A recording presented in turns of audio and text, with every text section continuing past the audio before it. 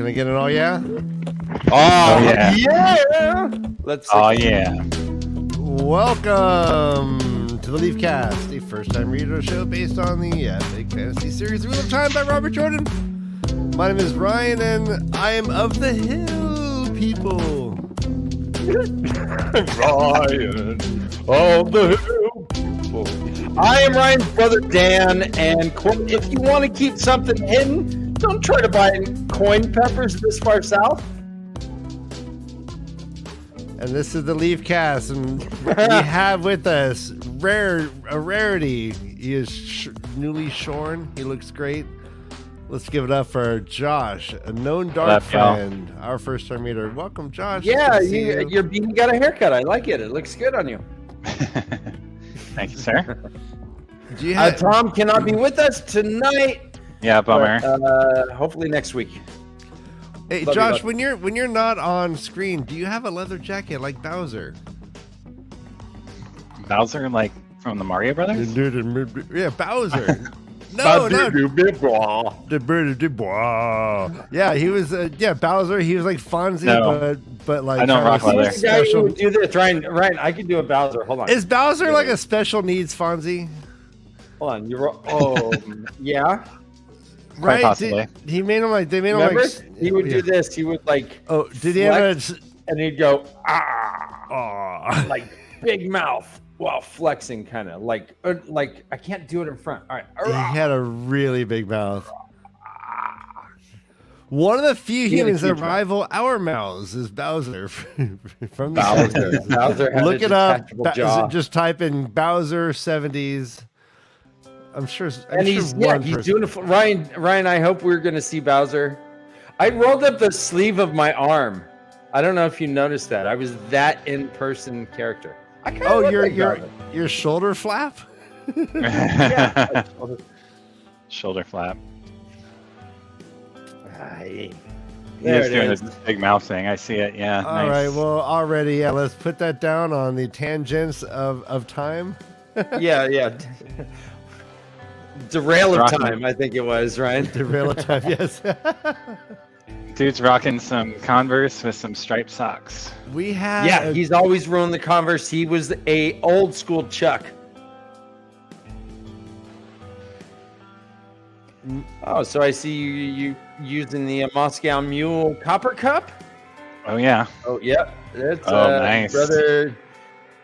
Hey Josh, can you lower your face and just get in the chode right there? Can you just get down? Oh, that's Brother Danabolic. There you go. That's Brother Danabolic. Oh, you licked. Okay. I will push you up there in the corner. Oh, I like that, right? Yeah. Nice. Some extra arms down there. Right, So- we are gonna make stickers. Maybe I was we gonna should say, do Brother Danabolic stickers. I think this is a sticker. Put on the list. We can debate it later. I like that. Brother Danabolic. Brother Danabolic.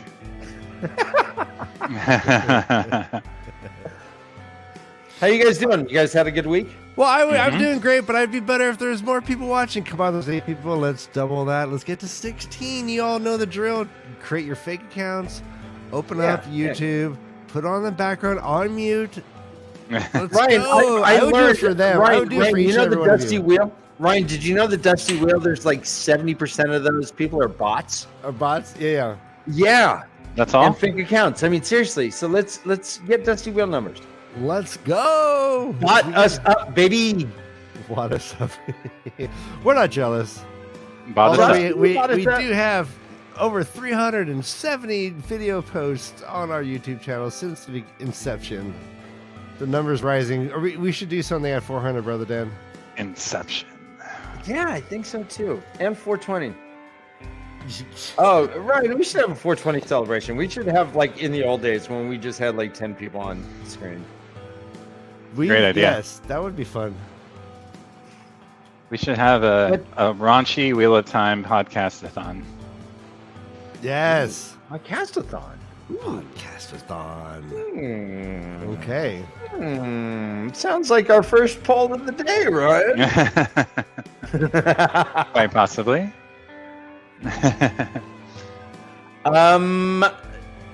So yeah, do you guys want to jump in? We took last week off. I see you, Kay, Sadai.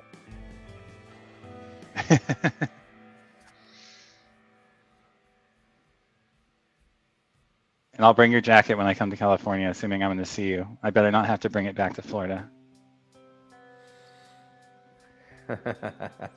All right, yeah. Before we begin, Ryan, this reminds me going to this con in the next couple of weeks.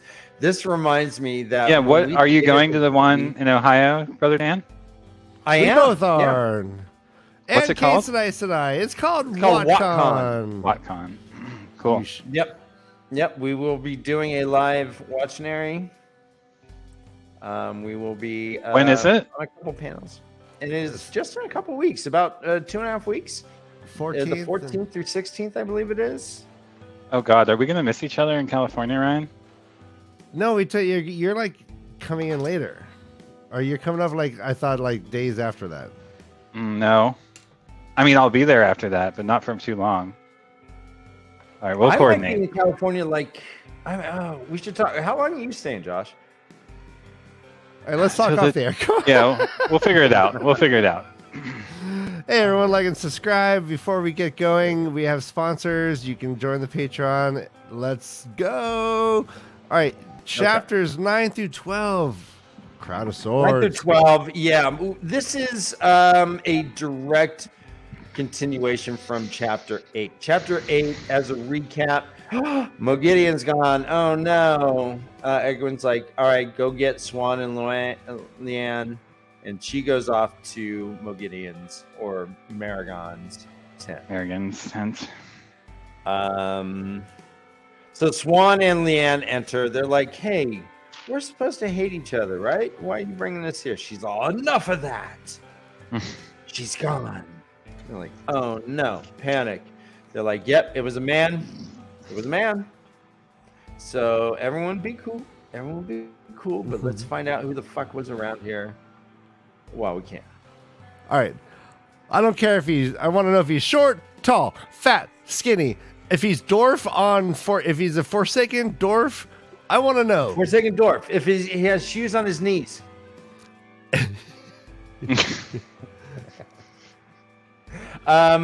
We come across our first drinking obligation. All right, let's see if it's the same one. It's the same 4 that I have in this page. Oh wow! Oh, I only have one. Mine is quote. Leanne breathed as she thumped. Oh wow, that's not what I have at all. Okay. Ryan, do you agree? Well, I don't. Okay. Well, let's really. We're gonna drink. What is a sexual thumping? It's rough sex, right? Thump? You thump. Yeah, you thump. Yeah. You thump uglies. You bump. I've never heard of thumping in bed. You've never thumped, Ryan? I would. Are you a passive man? No. Wait, have you I'm a powered bottom. Remember when you're like in 4th grade, it was all about humping? Guys, did you ever humping and thumping? Yes, there's no thumping. It's the thumping. Yeah. Hump. Ryan, what was the name of the rabbit in Bambi? Thumper. And what do rabbits do? Fuck. They thump. All right. He's thumping. That's why they call me Thumper. All right, I get it. Yeah, okay, right. So Leanne breathes as she thumped. Not okay with this. All right. Don't drink then, Ryan. You don't have to play. Okay, you have autonomy. I'm picking up my ball and going home. It's called an obligation, but you don't have to do anything. Oh, I enter your screen. Hey. Okay. So this was mine. On the streets of Salendine. What? Color bloomed slowly in Swan's cheeks. Struggling to master herself, she needed her. Yes. Needed her like KNEE. Yes, but in this context, it's she needed her. All right, Dwarf Sagan's my new. I'm gonna get that tattooed. Wait. Who is the short Forsaken, Dan? Samael, right? Is this Samael? Is he the shorty? He's the shorty, yeah. Okay, yeah. He's the Dwarf Sagan. All right, and then another one. Sometimes it's hard. Yep. Okay. There's definitely some fingering. One last one. Egwin fingered her.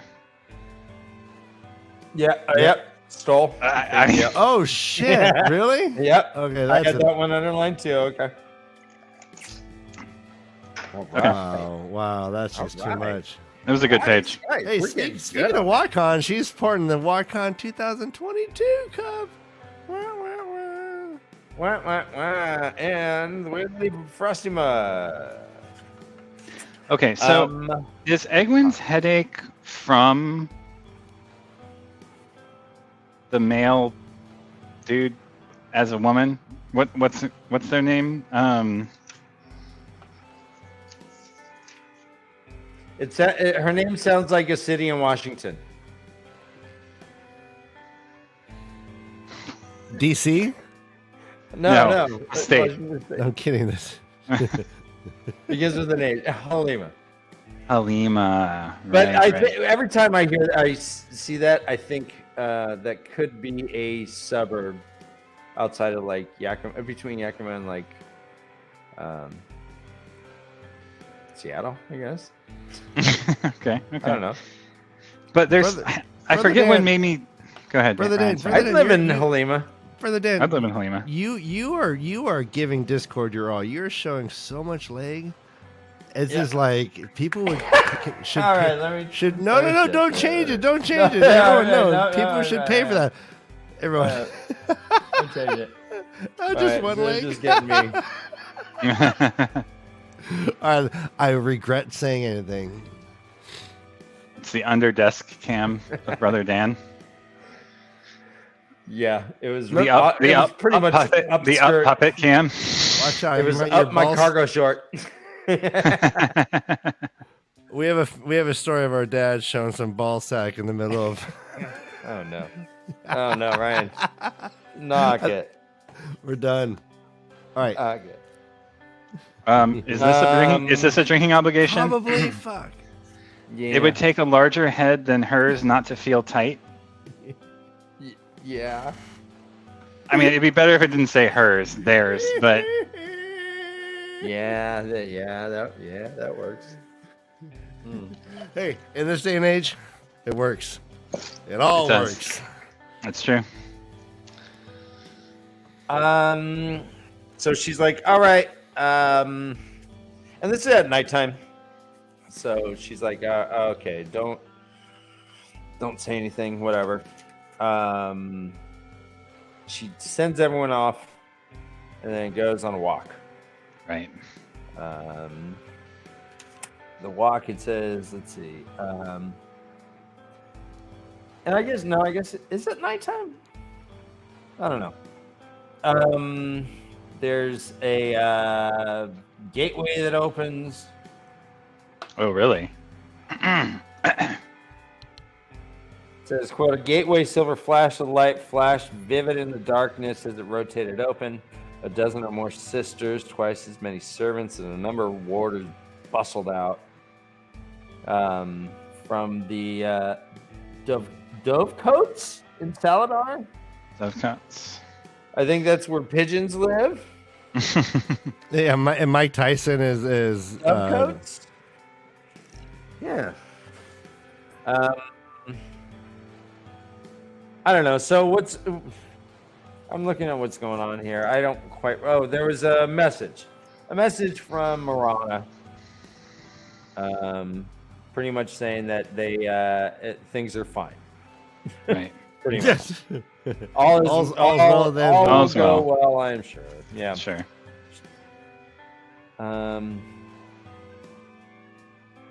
So I don't know what's up with this chapter. It's called a Parasilver. So I like this comment. I like this truism. The weak must be bold cautiously. Mm-hmm. Good truism. There's this bit about Swan like loosening up and like kind of laughing about Gareth Bryn. There is another possible drinking obligation here. Salame would be there. It was her turn to undress Egwin for bed. Yes. See, Yes. I have one. I have one underline here that says, That's the Cinemax version of guys. Again, this is all out of context. Okay. Skinemax, Ryan. Skinemax. A bucket of horse. No. What? Of horse. What? I don't know if I get that one. Like a. All right. Hey, I have what another is- one. We know I what don't Dan know why I fantasizes described it. about when he's in the bedroom now. Where's It's where's Cinan well, for the drunk some check? people do thimbles. Horses do buckets. Oh, I see. Oh, you like instead of a loving spoonful, it's a loving bucketful. It's a bucket of horse. Yeah. Okay, I get it now. Okay. Quote, I know him inside and out. That's romantic. All right. I thought it was, butt Like stuff. you use some sort of like microscopic camera. Oh, that's a bucket of horse. So You're a was bucket. was skimming actually invented by Egwene, or was it something they learned from Moghedien? Do we know? It was the trick from a Gideon, I believe. Okay. I think they made Josh's shirt from a bucket of horse. Night sister. the same color. Saladar. Oh no. Checking Kind of the like off white. You notice Josh just doesn't wear buttons anymore, like on purpose. Yeah, he's like I will not be the he's like, base. oh, I gotta change out of this button shirt so I can put on. But I don't have a shirt with enough buttons. You're gonna see me show up with like 1,000 buttons down one. That'd be amazing. He's like, we'll be here all 150 night. buttons. That's Wait, like some sort of like the Swedish, Really drawn out. hand drawn, So many hand sewn buttons. thing. That's amazing. No, but there's maybe, another but thing here I that's- but I bet he could rip that off like Hulk Hogan if they got him going. Oh yeah. It's true. Oh, yeah. Oh, It's yeah. true. It's no doubt. There's a little blurb here. We learned that dogs never hang out with Aes Sedai. Cats do, Right. but dogs Cats do, but don't. not dogs. Yeah, that's an interesting one. All right. Discord's going crazy right now. Is this connected to wolves, or is this connected to just Robert Jordan saying dogs are masculine and cats are feminine? Or I mean, why don't dogs hang out in the camp?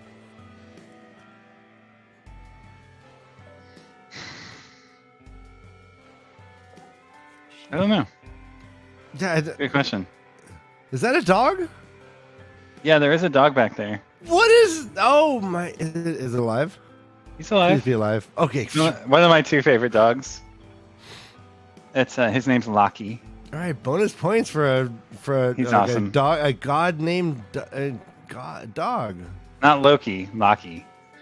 Oh, okay. I just thought maybe like in your specifically we have in Bass Rising the original is Loki. We call it Loki, and I'm assuming you're just going to correct us all. No. No, right. Yeah. It's actually because we've been calling the Loch Ness Monster, we've been calling it Nessie here in America, but the Celts, they called it Loki. Loki. Because he's in the lock. One of the funniest things ever is LOCH. happening in Discord right now. Everyone come to Discord. It doesn't get better. There's Brother Dan, look what's happening in Discord. Show him the shirts. MR, show him the shirt. Oh, he's locking it up. I can't even see. All right, Here he comes. let's. All right. I know. At this point, oh, he turns around the other way.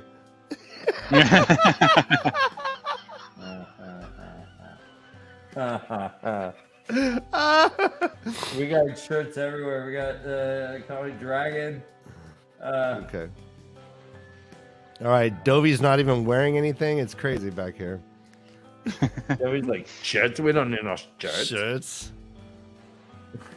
This is We don't Discord. need no stinky shirt. Okay. Nicola tries to pretty much like do a little. What? Go Yeah, ahead. she tries to manipulate Like the blackmail. situation. Yeah. There is another drinking obligation we passed. That was in the paragraph you started with, bucket of horse. A gap-toothed fellow carrying a large wood gave a start and gaped at her. Fuck, that has all of them. That's a bucket of horse to me. That's a bucket of horse for sure.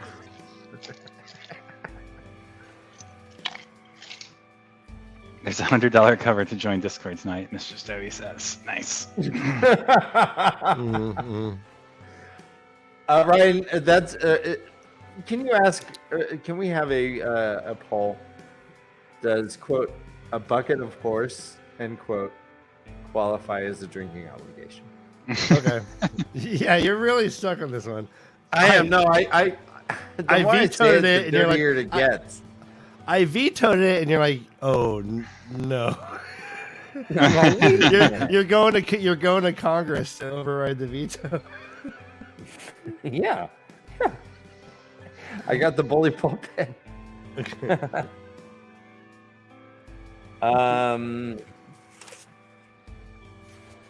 So the pair of silver pike are Nicola and Ariana. Yep.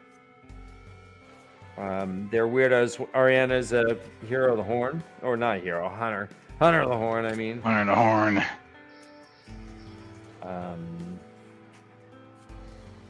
There is, God damn it, there's another drinking obligation quote.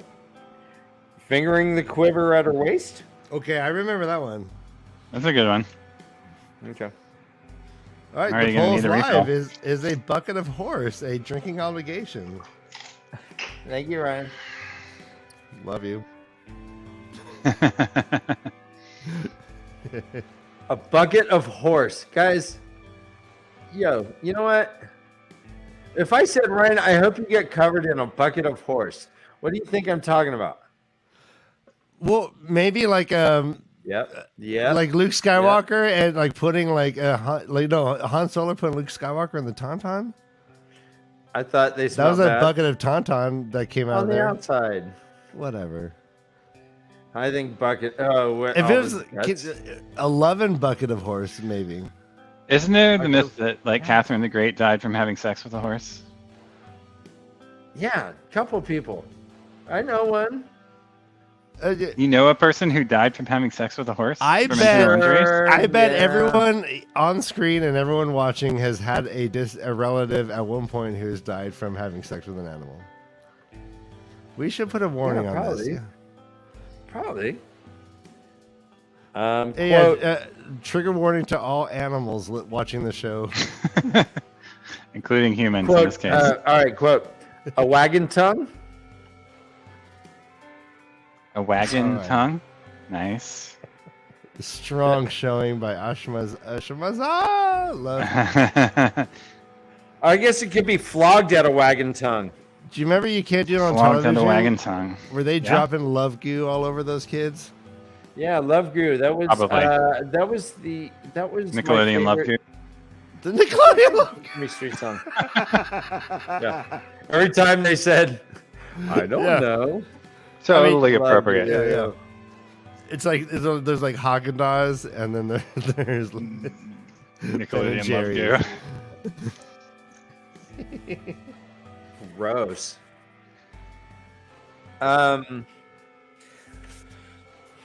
There's really not much about this chapter. She forgives him. She's like, she says, I will forget this, but if I hear so much as a whisper of it again from anyone, go to your beds before I change my mind. And they're like, yes, mother, yes, mother, yes, mother.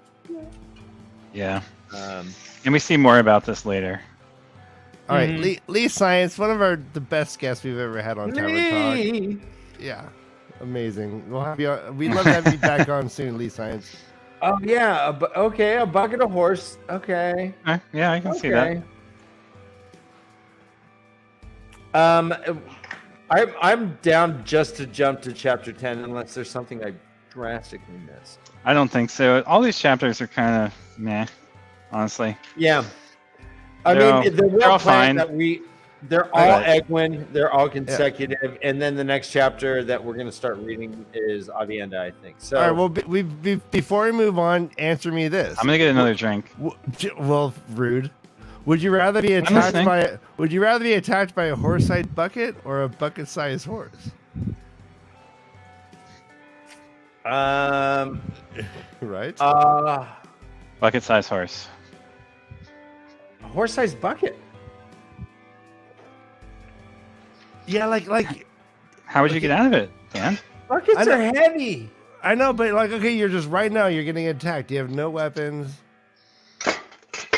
Oh well, It's like the clay pots well, in Dark Souls. Attack you, right? Remember the clay pots? It would just roll into you. Come on, think Dark Souls.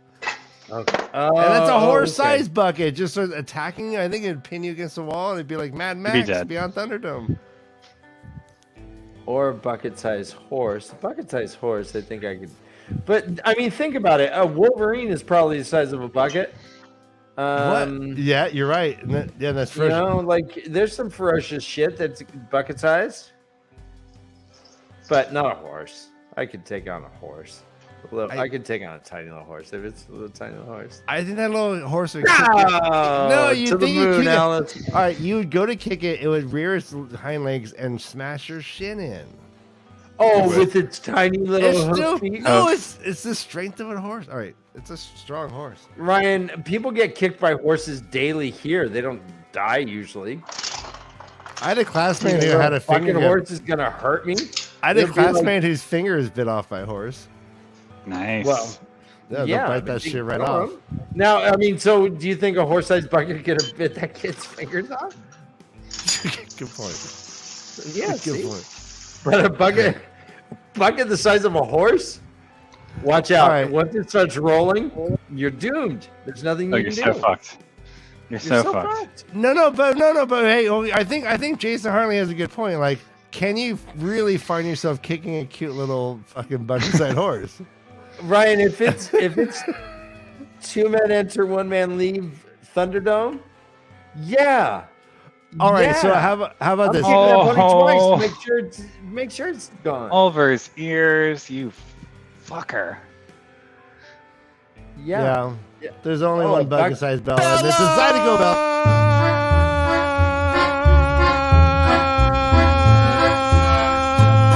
I am the size of a little bucket. I walk around and I say fuck it. Understand, look into my eyes.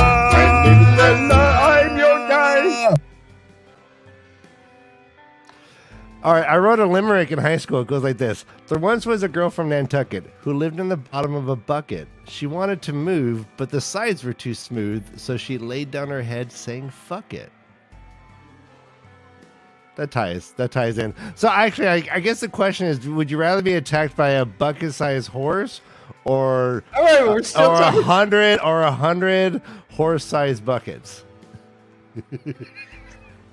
All right, we can move on.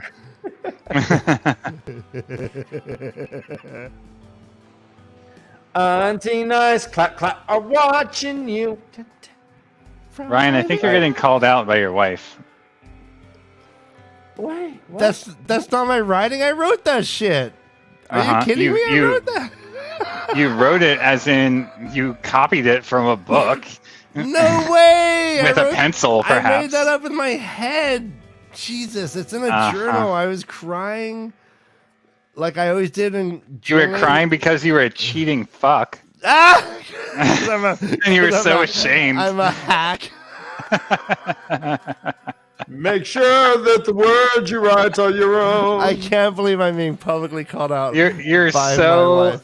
lucky that they didn't have, plagiarism analysis back then, Ryan, or you would have been fucked. Don't plagiarize or take on a loan.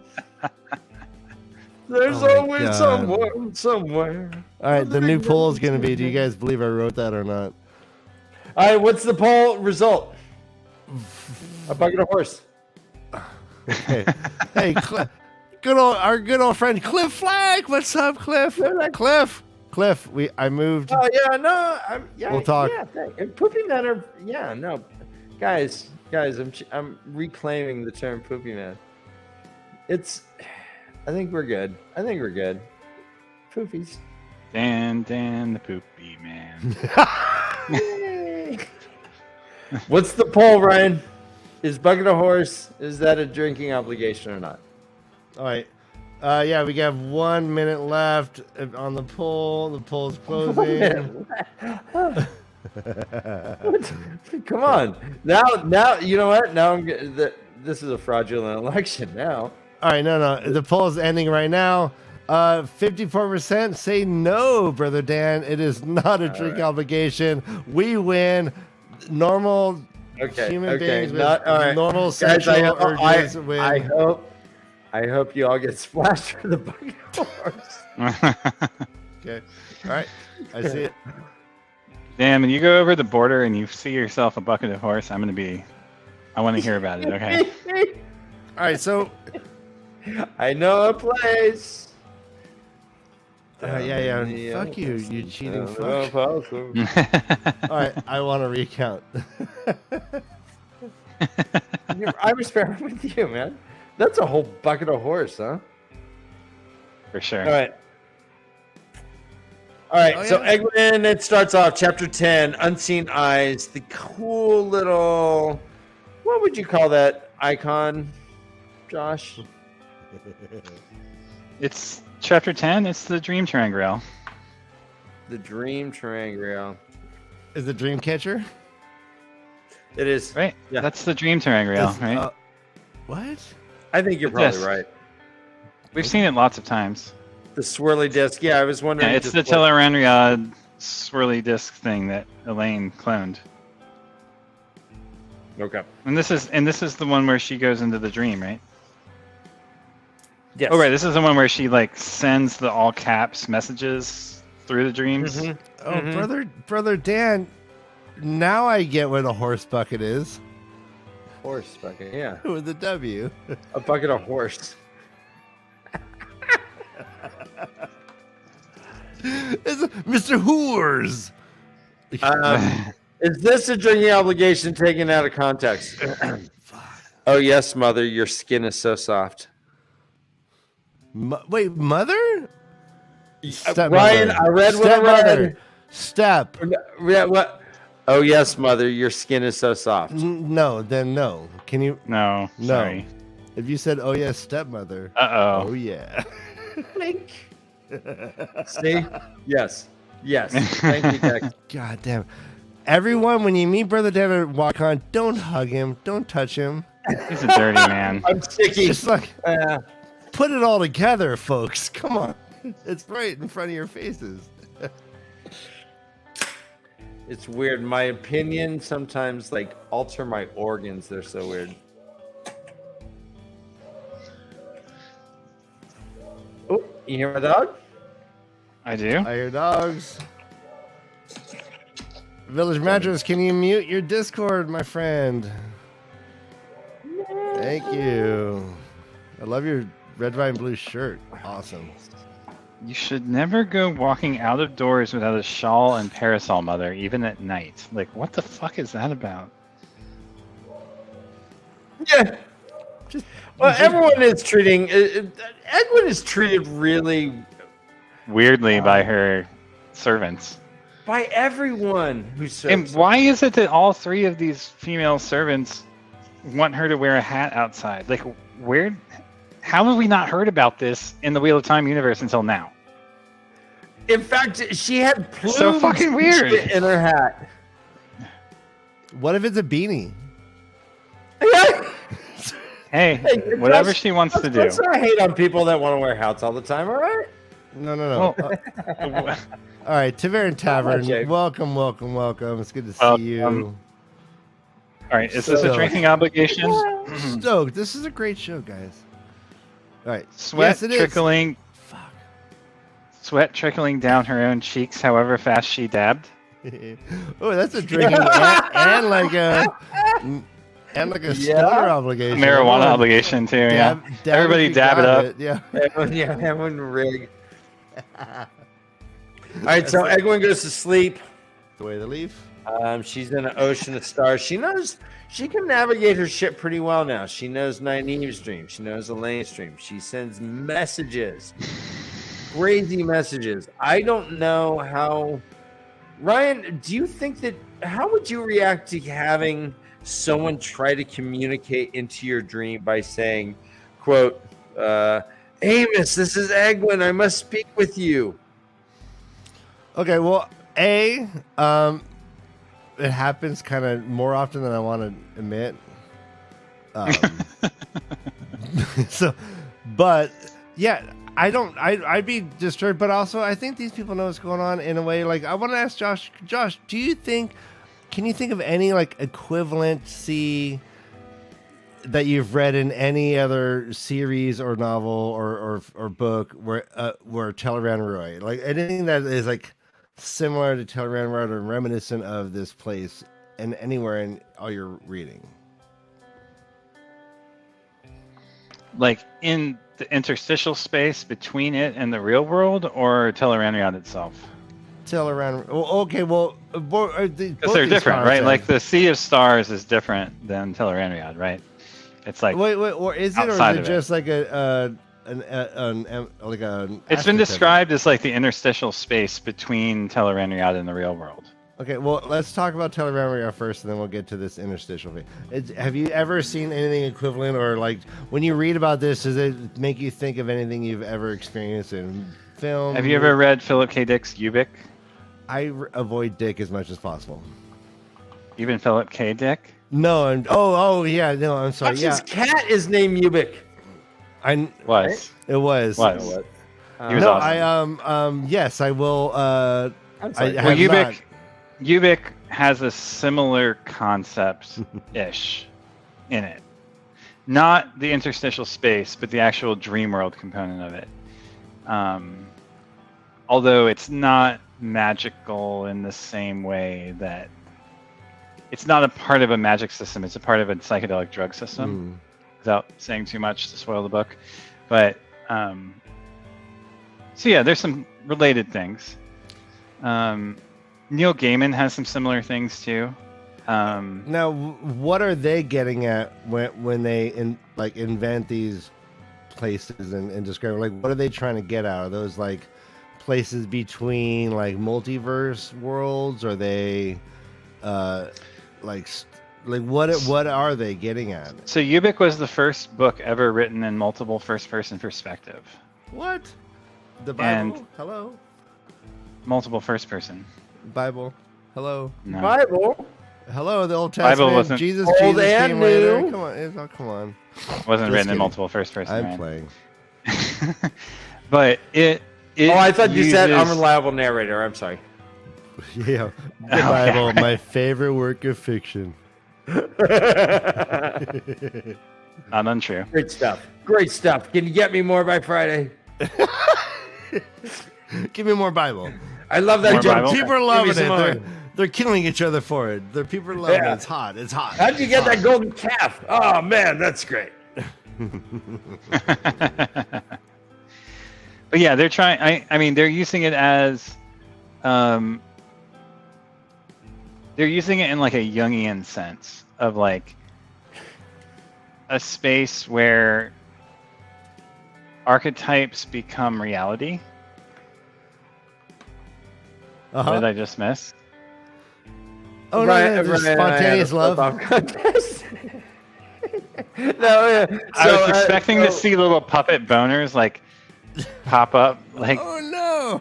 right here and right here. All right. You Oh, asked. no. Oh, Oh, gross! I know, it's right there. I know. Huge. They're Right, huge yeah, too. I got to whisper bad fuck. words to it. Well hung. Hung like a bucket of horse, apparently. Yeah, which you would think Wait. when you're like that roided out like Brother Dan is, like you'd be like inverted. No, Ryan, what I do is I just put 2% of all my mass into, Yes, Carl again. see? Carl. Wow, Just impressive. redirect. Yeah. That is horse sized. But no, there's nothing like Telleremiad where it's a reflection. Well, yes, it is. They are reflections of the real world, but they're different. I've never seen anything quite like this. I don't think he's borrowing it from anything. It was definitely a unique creation of this series. Do you think it's related to That's what you're getting like, at. So like, and then like there's this whole concept of skimming around, right? The Skimming around? The skimming, like as there's skimming, and then there's traveling. Mm-hmm. And they're skimming. And now these are these related to Tel'aran'rhiod or the interstitial world, or are those separate things? I thought skimming was like traveling. Yeah, but so travel. Oh, like traveling, like opening a gateway and just walking through. Yeah. But skimming, they're like going through this kind of like. They create a raft. We talked about this last time. Like they create a raft or whatever. Like Egwene has like a dock or something, and then she said, if I fell, I could create another dock and catch myself. But who knows where I would end up? Remember that whole conversation? Yeah, but that's not. Is that well? Rand invented. I mean, Rand was using that too, right? So it says anyone who could travel could skim. So that every night sisters skimmed the Saladar, checking the dovecots for birds that had returned to where they had been hatched, then traveled back. Mm-hmm. So skimming basically was a way to travel from one place you did not know well to one that you did. Mm-hmm. So, Ryan, that conversation was a Sunday conversation. So Josh wasn't there, but we talk about it, or it's in the chapters that we're talking about now, where Egwene takes Gareth Bryn to near Ebadar. Well, she was, and she has a dock, and then when she's traveling back, and she was it was talking land. About, She was taking land. It was land. It was when she Or took land. I'm sorry, Yeah. land. Right. Yeah. Yeah, In these chapters. Yeah. So we talked about it on Sunday, but we haven't talked about it with Josh yet. Okay, yeah. Okay, thank you for the reminder. So many shows, Brother Dan. So many shows, So many 370. shows. Brother Dan, will you put on your blue shirt once again sometime? I really miss the blue shirt, yellow tie. Yep. I've been meaning to tell you this. Oh, I miss Django. R.I.P. Django. Who was Django? It's Brother Dan's dog. Oh, okay. For a very long time, yeah. Very amazing dog. All right, so, did not think he was gonna leave like that. All right. Oh. So, yeah. Remind me of some Dreamwalker. So like when they travel, when Rand brought the Aiel with him on his last trip, they were skimming, basically. It's just really fascinating how there's like space and time, but yet in these worlds, space is. I don't think necessarily that skimming or traveling involves Tel'aran'rhiod. You're right. I don't see that there's a reason to conflate those two things. Not to say that you're wrong. I just don't see a reason to conflate them. I think one could happen without the other. Like skimming and traveling could still happen even if Tel'aran'rhiod didn't exist. Uh-huh. And Tel'aran'rhiod could happen even if do you skimming remember that first and traveling were not things. Do you remember the first magical battle Rand was involved in? And he was like creating these platforms and chasing after. Yeah, when he was Balsamon. chasing after Balsamon. Mm-hmm. Were they skimming?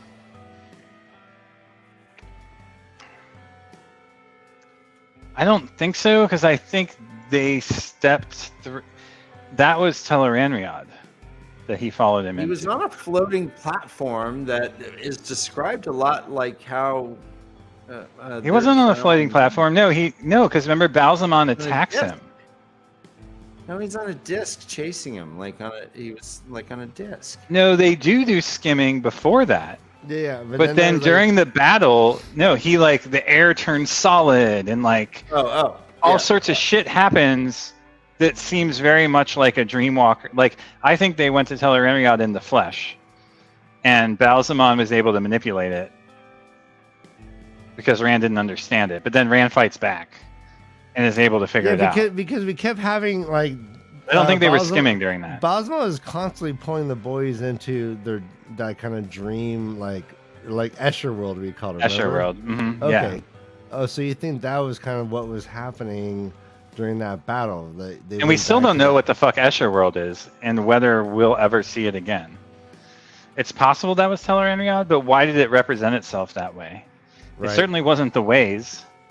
It certainly wasn't World. this interstitial space. It doesn't seem to be Tel'aran'rhiod because it's not a reflection of a real place, which is what Tel'aran'rhiod is. Yeah, generally yeah, speaking. yeah. It like Right? yeah. It seems like somewhere yet again different. Well, We no, get, but it's yeah, related so- because things that were like existent. He's chasing Yeah. Asmodean on the platforms. So they had skimmed, I guess. Yeah, that was that exactly. That's when they chased that exactly. The Asmodean battle was when they skimmed after one another to get to Ruidian. Okay, But that's not the same DKmoon, as thank you for that. You oh my god. Oh really my good. god, bonus points. All right, quote. A little firmer touch and she would be able to see inside ... with a hooking sort of motion. All right, well, okay.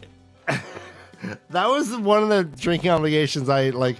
I listen to these on Audible at least 2 or 3 times before our each week, and that one really got me.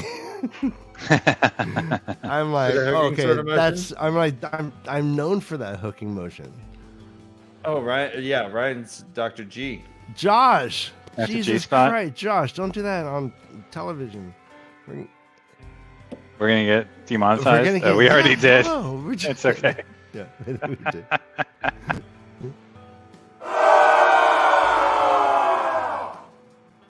The bucket of horse got us there.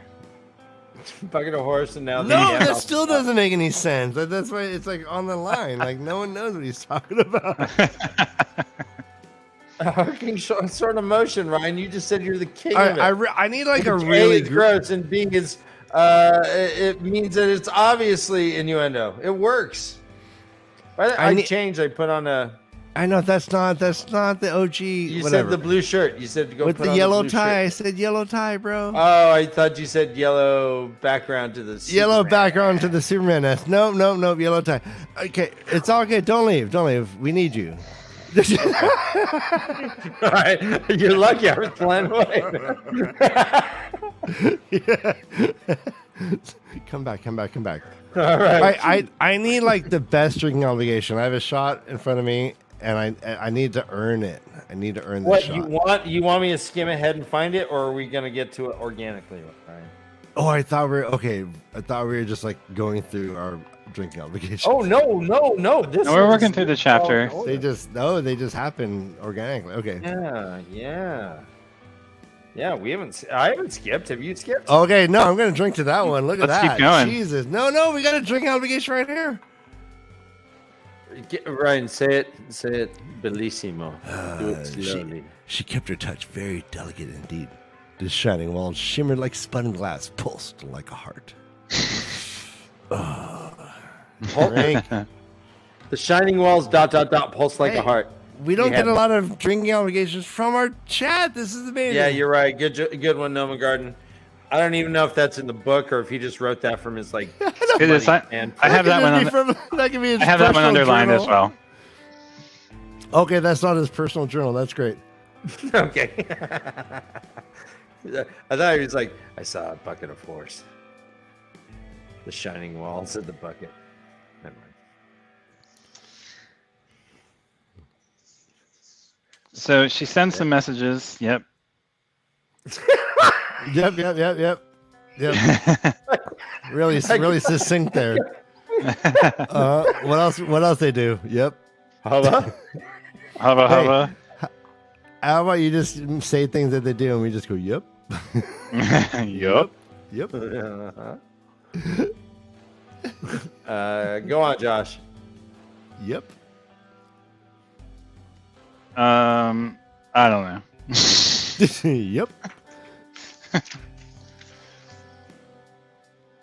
Amy's reflects back to her in a different way.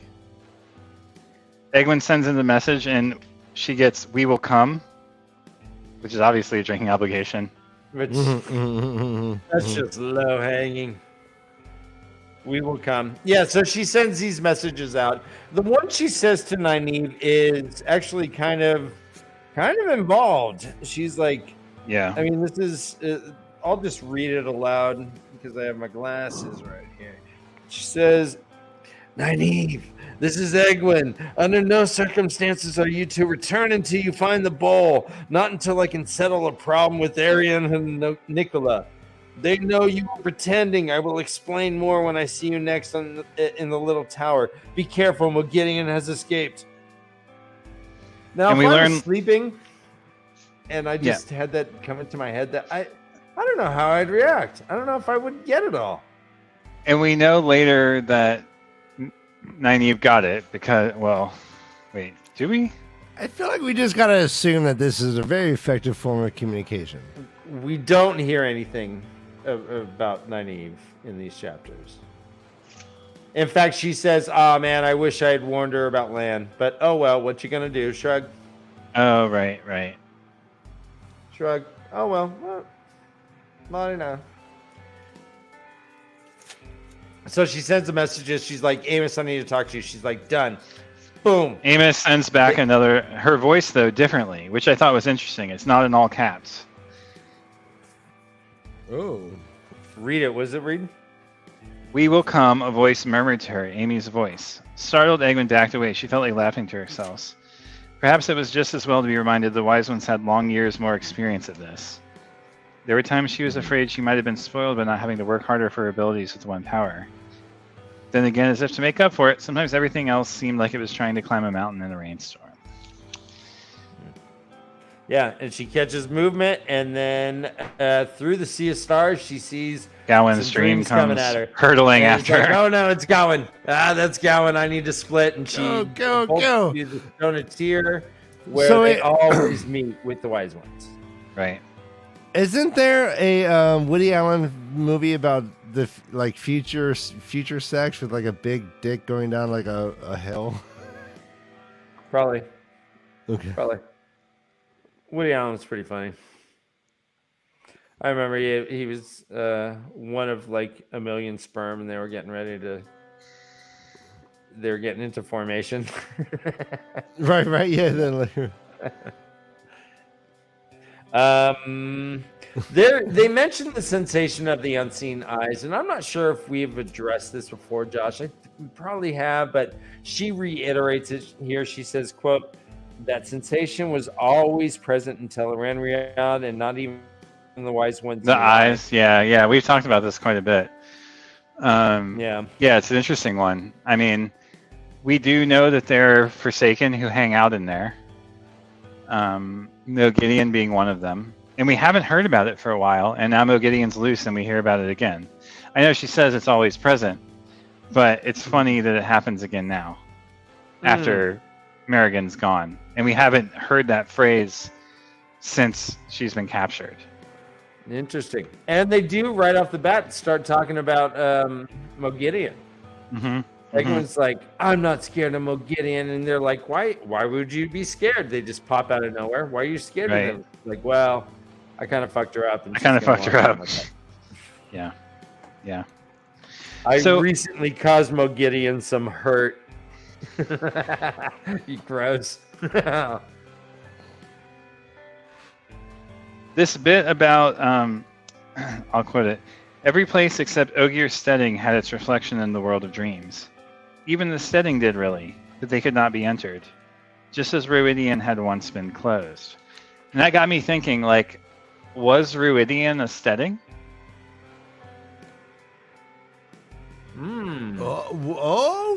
What? Okay. All right. Okay. My nerd fucking boner just started half-masting. Half-masting? I'm half-masting right now. Like, was Ruidian a Steading? That's a great question. We don't know how Steadings are made or what makes them that way. Right, and with the shifting of the world, when it all broke apart, things got moved around, right? Oh, Steading Rudolph. Hey, that's good point. Good point. If it was a steady, Before or after the... like...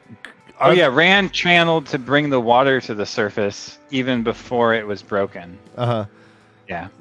Now, but could it have been a setting that kind of like, because there's no trees, like there's no setting, like, can you, right? Well, there's that one big tree. Oh, there is the one big tree. Junior. Right. They did do it after it got smacked to shit. Yep, it's true. I mean, obviously it was different than the setting, but it did get me wondering, like, what the long memory of the Ogier is kind of like the long memory of the Aiel in Ruidian.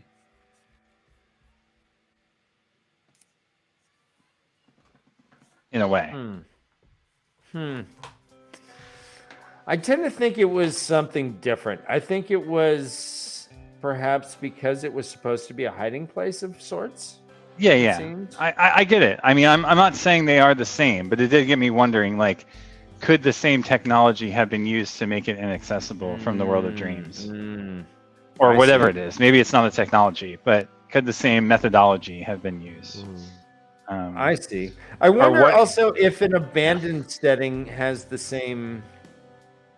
If characteristics. the setting's been gone for so long, does it still wipe out the ability to channel? Does it still block dreams? And does it still kind of give that sense of serenity when you walk into it? It was warded. Yep, we learned about that. Yep. And it is possible one of the Terangriel hit it. Yep. God damn. If that's your fucking real face, like, you must be slamming. Sorry, I'm into Ashamazal right now. Yeah, no. He's the best. Ashamazal. Sexy bitch, like, god damn it. Yeah, totally. He's got that accent too, so Meow. Let's see. So they talked. They're sitting there having tea. They're talking shit. They're talking about stuff. The wise ones mention Marana Ambery, who is kind of, I guess, the one who is in charge of the. Was it? I don't know if she was in charge, but she was in the Saladar embassy. With Rand. And she's like, well, she should send me a report. I don't know why I didn't get a pigeon. But the wise ones know more about it than even Egwin does. So she gets just information saying, yeah, no, everything's fine. Don't worry about it. They're fine. Right. What is this bit? I love how she still assumes that Logain is headed to the Black Tower. Right. Well, I think that's... Well, she planted that bug in him. Right, so, she did. So she assumes that that's what he's doing. Right. It's just, I love how she's kind of like providing this information to... Oh, right. Well, who even knows, though, if he is or not? She's just like... No, she doesn't know. She's just making a presupposition. I'm sure you'll go... Yeah. And she's like, all right, I have a favor. Just don't tell anyone about, that I'm the Armorland. And no one's going to like it. They're like, all right, no sweat. That's fine.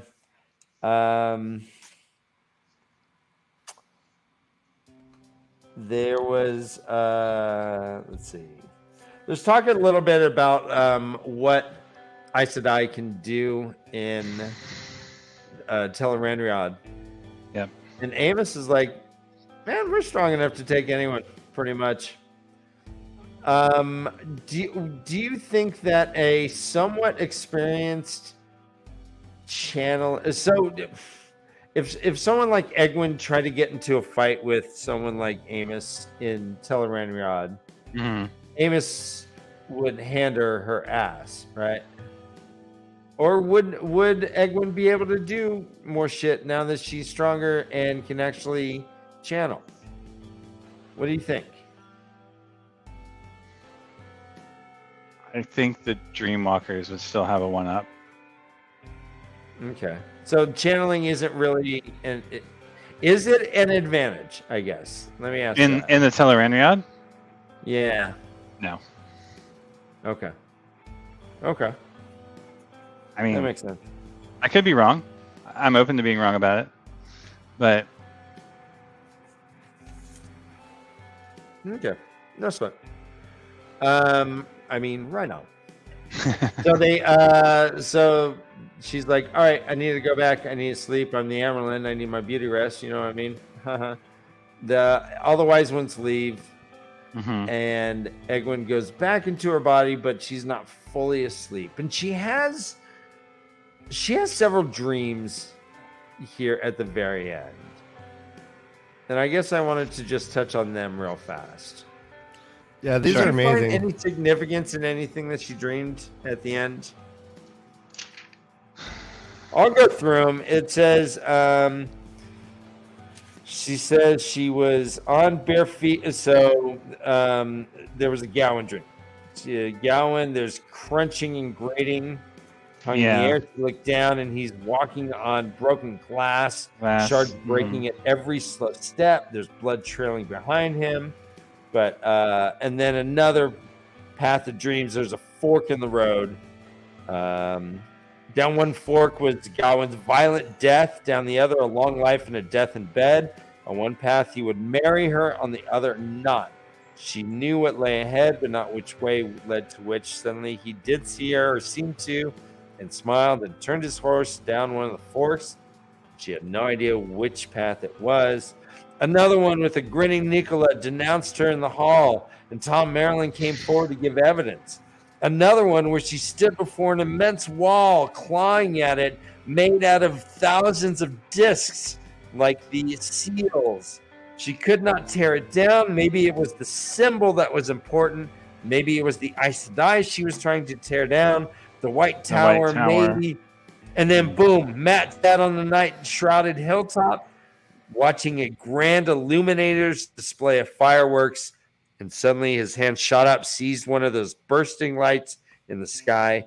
Arrows of fire flashed from his clenched fist, and a sense of dread filled her. Men would die because of this. The world would change. Another one with Logain laughing, stepping across ground that was a black stone, but it may have been Rand's body on a funeral pyre. Face broke apart like a paper puppet. Which Yay. I don't. You know what? Paper No, puppet. that's a drinking. Oh, we have to drink We got that. it. No. Oh shit. Do we? I'm down with breaking paper puppets. It's felt or nothing, motherfuckers. Dan, don't be a puppetist. Yeah, no, I guess I am. Don't be a puppetist. Feltist. Paper puppets have been trying to gain like acceptance in the puppet community. We can't be discriminating against all the various forms of puppets. I'm all for hey. I hate to break it to you guys, but hey, all if these you're shadow puppets are the OG puppets. Come on, brown bag puppets. They are the OG puppets, I guess. Yeah. Come on, we can't. Then what? Where does it end, Dan? Where does it end? It never will. It never will. Only felt, huh? Yeah. I didn't know No, this. dude, shadow puppets are the OG. Felt Hey, puppets you know, are a yeah. modern invention. So. Yeah, I'm doing puppetry of the penis underneath this camera right now. Lunch paper bags, Ryan. People would make awesome little things. Mine, I couldn't even get the lips to match. Yeah, paper puppets remind me of art class in which I failed miserably. You're not very culturally educated, are you, Dan? No. There's a couple more dreams. One about a golden hawk that stretched out its wings and touched her. And she and the hawk were tied together somehow, and the hawk was female. One of a man laying dying in a narrow bed, and it was important he not die. Yet outside a funeral pyre was being built, and voices raised in song and joy and sadness. And another with a dark young man held an object in his hand that shone so brightly she could not see what it was. Did Dan, you pick do you up want anything to comment in these dreams? Were they all bullshit? Were they all prophetic? What were they? I mean, she's a dreamer, so I assume prophetic. But she's not the only one. I hope so one day you'll join us. So that Teleran Raj could be The as one. world until the Roniel. Yeah, I mean, I think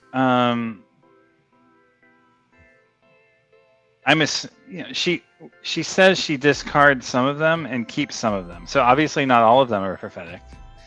Some of them are her fears. Well, what she says is not all had any bearing to the future. Right. Dreams of kissing Gao and of running in a cool spring meadow with her sisters, the way she had a child. She's like, yeah, those aren't prophetic. But she also has these weird ones with Logain stepping over her dead Rand. She has, Matt catching a firework in it just out of the sky like a pimp. Mm-hmm. Like a pimp. Like a pimp. Trigger. I'm sorry. Trigger warning for anyone who has been pimped. Ryan. If anyone has been pimped, go ahead and put that in the chat. Out yourself now. Tell us how it goes. Was it a benevolent pimp? Hey, Brother Dan, since you gave me the Bird Finder app, I have found that there is a red-shouldered hawk. I found a red-shouldered hawk flying around my house, Brother Dan. Isn't that app pretty fun? It is. I'm glad you found a red-shouldered hawk. I just passed by driving today. I passed by maybe 15 turkey. A flock. I don't know if it's a flock of gaggle. All right, wait, no. Okay, turkeys. A gobble of turkeys? I'm not sure. Goggle. Giblets of turkeys? A tom of turkeys. But and I wanted to stop there and just put on the app so that I could have it would identify a turkey or whatever the hell they're called. Even though you knew what they were. I knew what they were. I don't know what kind they are. Yep, there it is. Red-shouldered hawk. They're beautiful. Beautiful. So, I mean, to answer your question, I think there's a lot of interesting stuff going on in here. The question of what she's tearing down when she tears down the Aes Sedai symbols is really fascinating. Mm-hmm. My theory is still that Egwene and Rand are kind of like the male and the female protagonists against the Dark One, and I think she's going to be the one who ends up paying the price as a woman at the end when Rand is doing his thing. I don't see it happening any other way, because she's not one of Rand's bitches, so she's able to kind of fill this role in the story that Aviendha, Elaine, and Min cannot. Because they've got their role in this other way, right? So I see her as sort of like the female, Egwene as like the female version of Rand. So the bit about tearing down the Aes Sedai symbols is fascinating. The Quillandar discs. Wait, so you're saying that Egwene is going to die and Rand is going to live, and Egwene has to die because she's a female? No, not that she's necessarily going to die, but that she bears the burden of the female half of the battle against the Dark One. Oh shit, okay. And she's the only one I can see other than Nynaeve who could play that role, and Nynaeve's got Lan to tie her up. So I think if I was going to guess at the last battle who the female is that's doing the best shit or the hardest shit, it's Egwene. That's my guess. Okay. I have no idea if I'm right about that, obviously, but that's my guess. And it's kind of a big if. No. The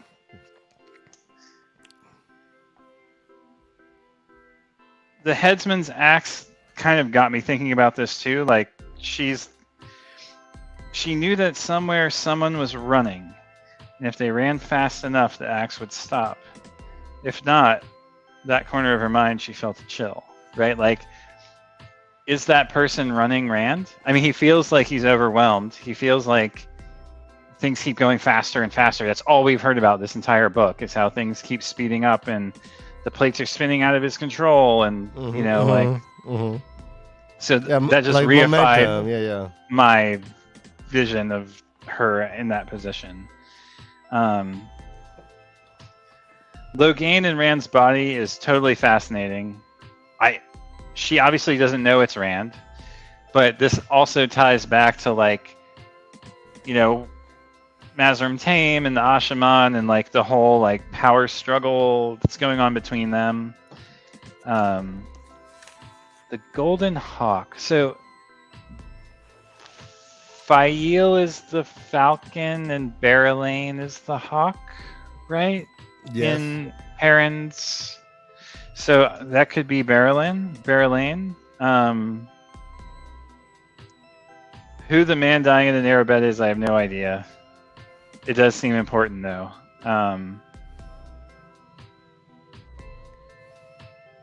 Dark young man. Fuck, I have no idea. Yeah. I mean, there are a bunch of, like, possible drinking obligations in this passage. Let's just drink and not go through them. Okay. All right, I just want to summarize the last 10 minutes, Josh, and just wow. Yeah.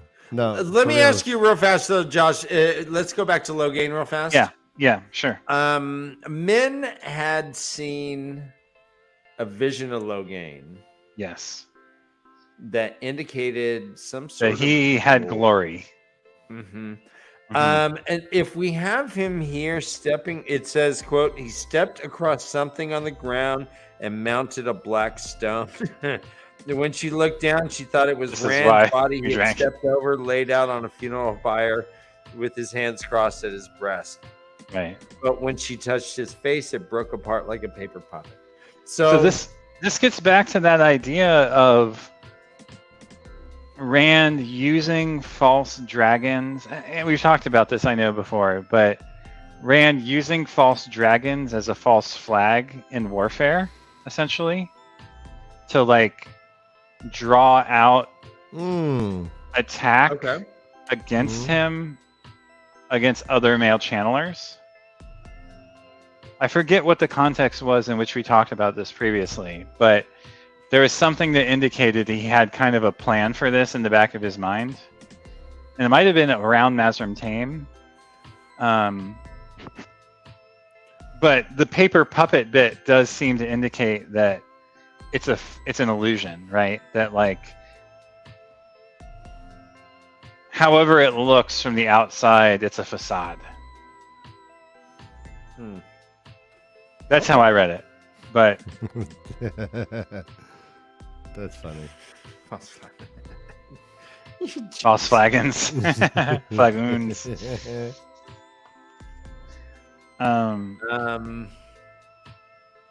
Right, I was remembering today you were in a band called, weren't you in a band called Dag Nabbit for a little bit?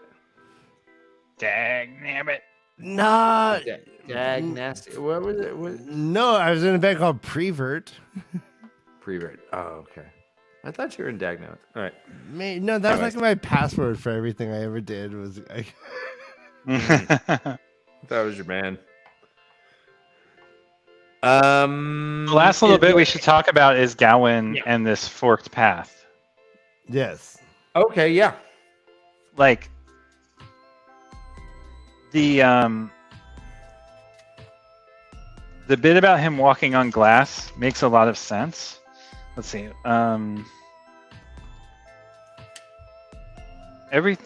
She stood in a vast dim chamber where everything was indistinct except Gawain, slowly coming towards her. Slowly coming. He had some distance to cover, but he could see her. His gaze was fixed on her like an archer's on the target. A faint sound of crunching and grating hung in the air. She looked down. On bare feet, Gawain walked across the floor of broken glass, shards breaking at every slow step. The last time we saw him, he was sort of cursing her, right? Like, riding off through the battle, getting lightning bolts thrown at him, being like, I can't kill Rand because I promised Egwene, right? He's all, but I'm not going to help him.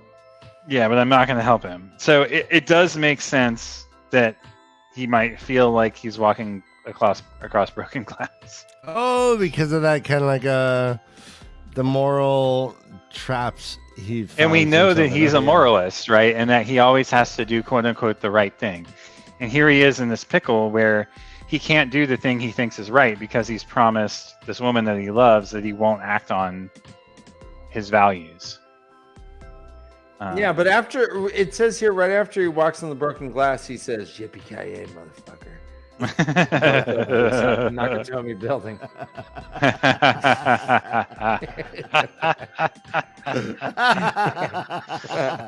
Pikayo. So Yippee-ki-yay. Yeah, that's all I got there, man. I mean, I think it's fascinating. Like the dreams, it's a super dense part of the chapter and probably the most important part out of this whole thing, other than the stuff about her like revealing herself to the wise ones and like their sort of respect for her and that power dynamic kind of flattening out, continuing to be flat, and their respect for her, right? That we saw through the Gia-To bit around the lying that she's already paid penance for, right? It is odd that Tom Marilyn comes forth to give evidence against her in her dream.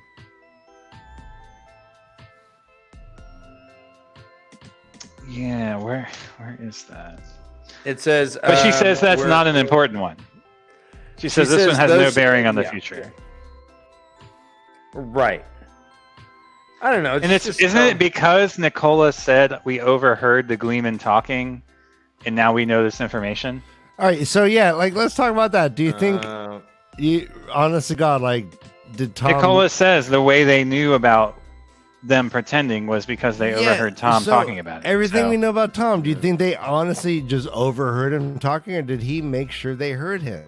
That's what like Tom's a fucking gamer house's knuckled his mastermind. face and said, "Well, what I heard was Right, like you really got the jump on fucking Tom Maryland? No.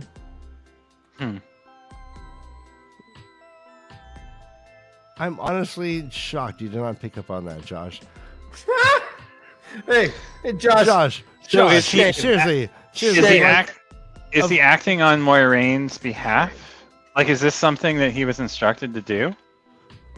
I mean, like, I have no idea. Like, at this point, like, I don't want to get, he did get a letter from her. Is that what you're suggesting? Yeah, you know. Maybe Tom talks in his sleep. No, he's coming. That's why it's like, Nicola. Oh, it wasn't. Wait. All right. I'll accept that. You're right. There's been a lot of drinking obligations. I'm sorry. Well, Julian actually is the one who said it.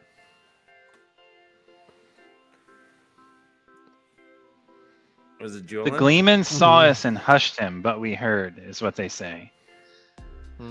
It was on the walk from the river to the village. Arena and I heard Tom, Merlin, and Julian Sandar talking. The Gleeman and the Thief Taker.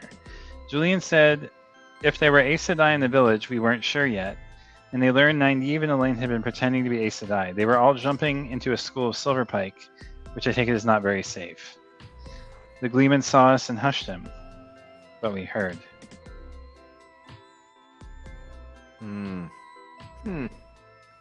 It's okay, so it wasn't technically Tom.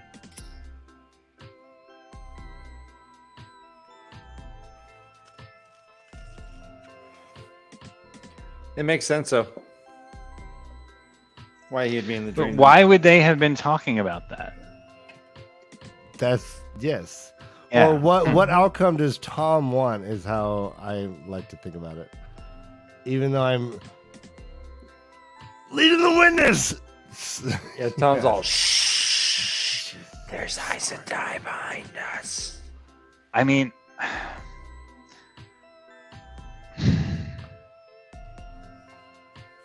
I guess to set up this very thing, to disempower them by putting them in the sights of the Amerlin.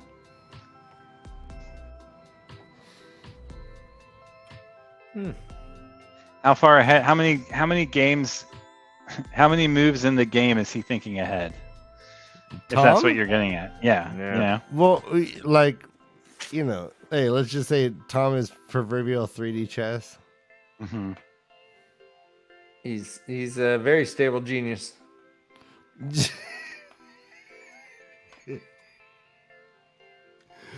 Are you saying Ryan, Tom did you hear the actual recording today? I did. I did. My gosh, it's so funny. It's I so did. funny. Hey, No, he's just working the Josh, room. can you bring in some cooks, please? He's What? just working the room. Can you bring in some cokes, please? And after we've totally impeached ourselves, it brings a thirst that only Diet Coke can quench. Only Look at Diet Coke. Look at my background. I feel sexy. Ryan, you should feel sexy. That's like the VIP lounge at the Deja Vu Club in the 9 Nevada. Yeah, 9. Yeah, exactly. 9 Nevada. Kingdom of 9. Well, let's jump to chapter 11, shall we? All right, Sure. we got 2 chapters left. Guys, let's go. 2 chapters left. This is called an oath. It has the black minotaur looking at the white minotaur in a mirror. Can I see it? Yeah. He's going to hold it up. That's that one. That's a minotaur? Well, it looks, I don't know. It looks like a person with like a horn, like a half bull person. I don't know. That's like a little tiny little nubby horn. I don't know. That's I a don't know. It serial. looks like a That's a minotaur. seriously nubby horn. What's that? Okay. I just see like Ryan, just, what would you call? How would you describe it? just average soldiers who wish they like were paid more and could just get home and have sex with their wives. Oh yikes! Both sides. That's how I feel. Like everyone's just like, what the fuck? I don't get paid enough, and I just want to have sex with my wife. Yikes! Why am I stabbing this person? Yikes! So Eggman wakes up to Ugly Mary. Ugly Mary. What are these sounds outside? I have Mad Max Beyond Thunderdome going on. Hold on, guys. Can you hear that? The I way do. that- I hear it. Yeah. The way that Egwin and the way Robert Jordan interprets Mary is fun as hell for me to read. Here's a little thing. I understand we were rushed here today, Mother. Bone idleness seethed Mary's reflection in the stand mirror. This shade of blue will set off your color nicely, Mother, Mary said as she did up Egwin's buttons, her face an accusation of vanity.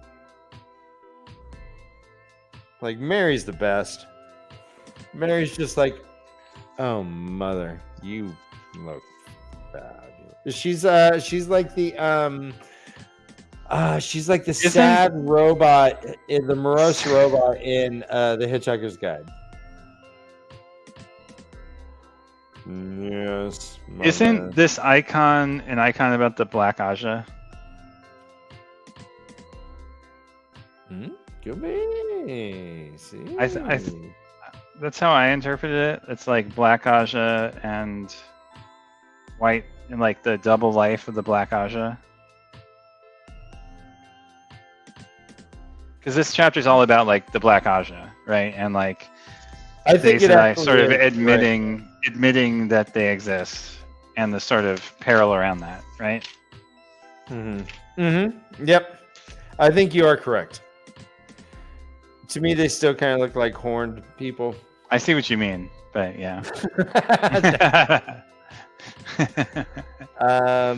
Quote, he jerked a bow before bending back. That's pretty good. Yeah, sure. All right. If Josh agrees, we have a quorum. Jerked a bow. Josh, that should be your new band name, not ALOC. You should go by Quorum. Quorum. Because whenever you agree, we agree. It's a quorum. It's Quorum. The camp's hanging out for the day. That's what Mary was kind of talking shit about. She's like, "Oh, Yeah. Look, you must be so tired from sleeping all night, huh?"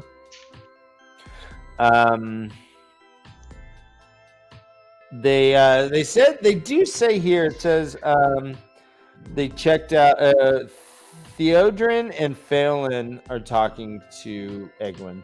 They were the ones that she had sent off to be like, "Hey, go check out to see what the fuck happened." They do mention seeing Halima outside of the tent, Merrigan's tent. And Elaine, Egwene doesn't put two and two together here. Right.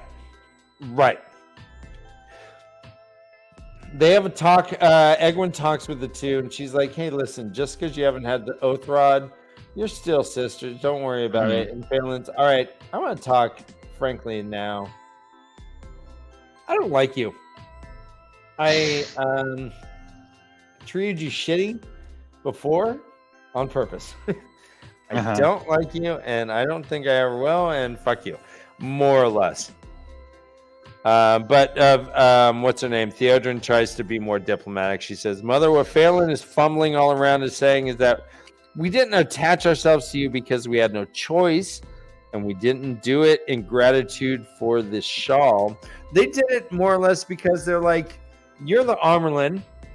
We are ride or die, whether you know it or not. We pledge, and we pledge to you." And they officially do pledge to them. Well, and that's actually why it's funny that the black Aja icon is on this chapter, because here Egwene is doing something that's never been done before, which is, again, a fucking direct parallel with Rand. So getting oaths of fealty from Aes Sedai to themselves. Right? Right. But, I mean, so with Rand, we see that this was a necessary evil. He seemed almost be driven to the fact that he's like, all right, I tried to trust you, ladies, and you're not doing it. And if you want to hang with me without me just stealing you or killing you, then you're going to have to promise more because you already broke promises. Kneel or be knelt. Kneel or be knelt. But here it's, quote, "Under the light and my hope of salvation and rebirth, I swear fealty to you, Egwene Alvear, to faithfully serve and obey on pain of my life and honor." This is said by an Aes Sedai who is sworn on the oath rod and theoretically cannot lie. Phelan joins suit. It says essentially the same one, not quite as strong, but Phalanx and Theodrin have not used the oath rod. Yeah. I'm sorry. You're correct. Later in the chapter, we do get it from someone who was, but yes. But apparently, oaths like this matter. If you have, I guess, Josh, let's talk a tiny bit about these oaths. So, I mean, the funny thing is, and we get into this, like Swan has already been talking about Gareth Bryn and her oath to him, and how she plans to quote unquote pay for it. Right, and then we get in her time, and then we get these women swearing oaths to Egwene, and then immediately we get to Swan and Gareth Bryn in this chapter, like obviously trying to draw out a parallel. Bryn himself, again, right? Bryn also swore fealty to Egwene. Right, and Egwene's like, oh shit, like he's basically saying it's not the tower that he's gonna honor, it's me. And again, just reifying my belief that she's the female Rand, as far as the story is concerned, right? Okay. Right on. So we do have these. Can you so far? Like, can you think of any historic corollaries to Egwene? Like that we've heard about? Yeah, just wondering. No. Okay. I mean, I think she does mention that this has happened before in like the hidden histories. Well, they so that no, I thought it was mutinies that she was speaking about in the histories. Okay, so maybe. If you were there, I think it was mutinies. It's a little bit further on in this, but she said, yeah, there's been 6 of them, and each time the Amerlin and the whole hall We're was dispatched. We're supposed, right? Yeah. But we'll get to that. Here, guys, we need more drinking obligations. I'm sorry. Quote: some of the sisters think you're Shiriam's puppet. Good one. Negative use of puppetry. Oh yeah, no, that. Yeah, this is when you drink out of shame. Yeah. And quote: Egwin fingered it while she thought. Yes. Thank you, Josh. What about this one? Thank you. She remained kneeling but stiffly upright. Oh, all right. Yes. Yeah. What is Kay wearing? Put that back. It looks like she has like she's an electrician about to climb a pole to fix like that a jumpsuit, like the overalls. I love it. Except it's about to expose something much more pleasant than a. It looks like power line. Yeah. There's something that will be a poll about watching that if it goes on longer. The poll but... being me, and yes, and she's happy to climb it. I miss that hottie being on our show, so you know. Me too. All right, well, let's have some meetings. All right, there is meetings in the bedroom. Meetups. Some Google meetups. Phelan does another oath. She's like, all right, fine, I'll do it too. She's like, what about my penance? You can give it to me or I'll do it myself. Obviously, why not? Egwin's like, that's cool. No, I kind of fucking like that. That's Giotto, baby.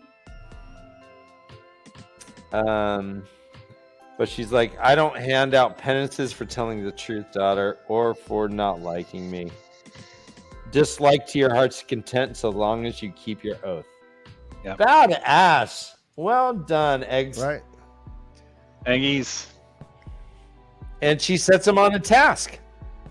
It says they listen carefully and they say, as you command. Boom, they're gone.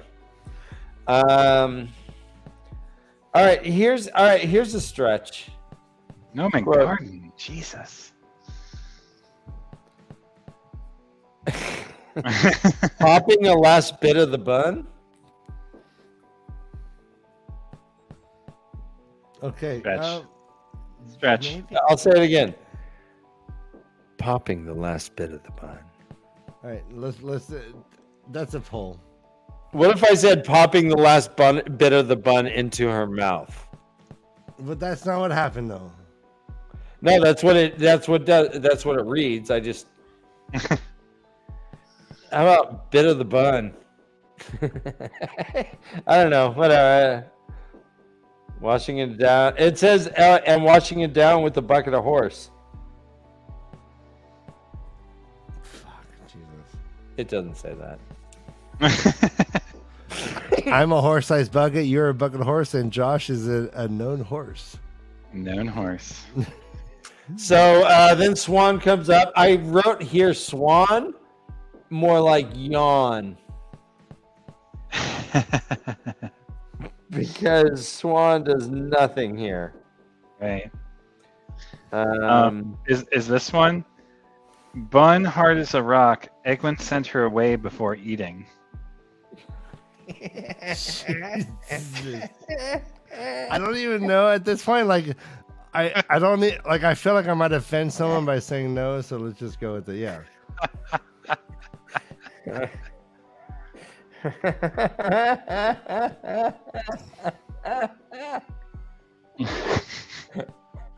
Good one in my garden. No one tickled me. Oh my God. Okay, now Chad is engaged in the whole drinking. All right, Ryan. We're never gonna get to a show with like this. Leanne was given one whenever she asked. I mean, that's it right there. Leanne was given one whenever she asked. No, and frequently no, seriously, this is one it. who Here, sings. you got it. Here's You real Kay bones. celebrating tongue out. I like that Norman Garden is marking his own. Guys, feel free to tell us every week. No, Throw in seriously, your yeah. own. This is a group effort. We need Yeah, help. It's a Reese, game. what do you We're got? What do all you playing got? games. What do you got, Reese? Hello, Reese. Find us a drinking obligation. Darn it. That's what you guys do best. Is find the sexual innuendo in this thing. Come on. And then It's just ride it hard. Just ride it hard, Oh, Just- like a horse. like a bucket of horse. We've had a great night. I'm so happy. I'm so happy we did this, brother Dan. We've been doing this for a while, and it just keeps getting better. It just Keeps getting better. Look how strong I am now. I mean, seriously. I know You know what I It's looked like amazing. before, Ryan? No, yeah, like Chunk from Goonies. You went from Chunk from Goonies to that. It's like every time I called you, you would you would just text me and say, "Do the truffle shuffle," and then I'd do it, and then you'd pick up. I'm like, nope, I won't talk to you until I see it. All right, I'm Josh. like mine, blah, blah, blah, blah, and then you pick up. All right. All right, so Yes, Ryan. I love you. I love you too, Ryan. I love you, Dan. I love you, Josh. I love you, horse. Ryan. I love all horses. I love I love horses you, Tom. too. I hope you're here. I love Love all buff horses. I love horse cum. I love it all. So Ramonda and Lelaine show up talking. Delana is going to publicly accuse Elida of being a block diver. Yep. And they're both saying, we shouldn't do this. We shouldn't do this. But they're enemies, so they can't agree per se. They have to do their own thing, I guess. But then Gareth Bryn's like, Mother, you got to see this shit. We're gonna check this shit out. She's like, all right, you, Morel, come with me. Swan, come with me. All right, we're going to go. They go, they're following Bryn. Fine. Quote, his name was Daishar, glory in the old tongue. She would much rather be riding. Oh, shit. I thought I was riding. She would much rather be riding. You got this, Dan.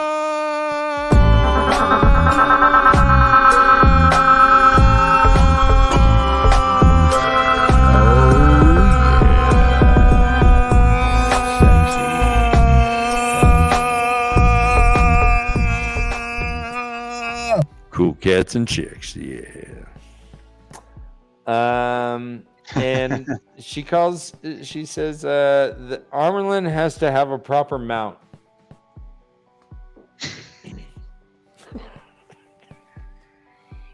All right. Thank you. Good one. Cheers. Jesus fucking Christ, Dan. I don't know, man. I'm just reading what's on the page. Yeah, you are. You're shaggy right now? Like, hey, man. I don't know. So, she talks to Bryn. She's like, so how are we going to take Tarvalon, by the way? He's like, well, I'm probably going to get like 2 or 3 times the number of people I have now and just lay siege. We're going to break some boats at the harbors and we're just going to starve these bitches out. And Egwin's like, whoa. I didn't realize that like normal people are gonna suffer. It's kind of fucked up.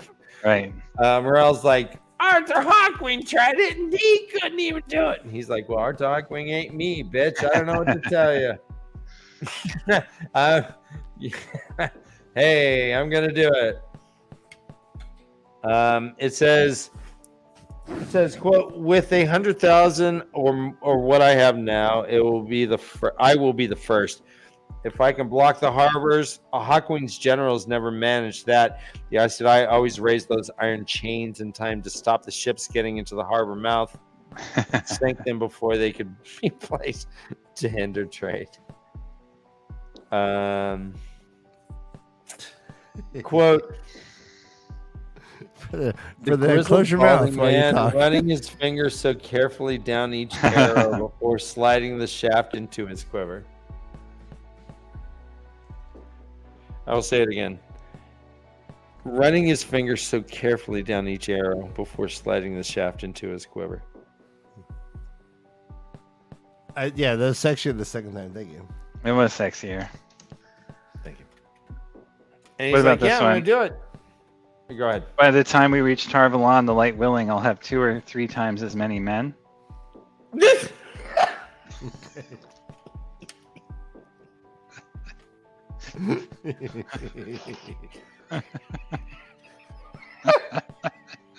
All right. That is fuck. Jesus. That's a really good one. That's a really good one. I read it and I'm dumb. I didn't. I'm done.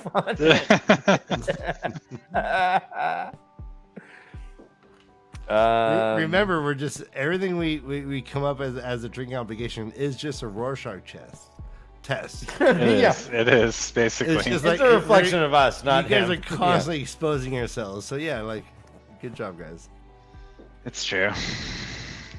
Horribly dirty.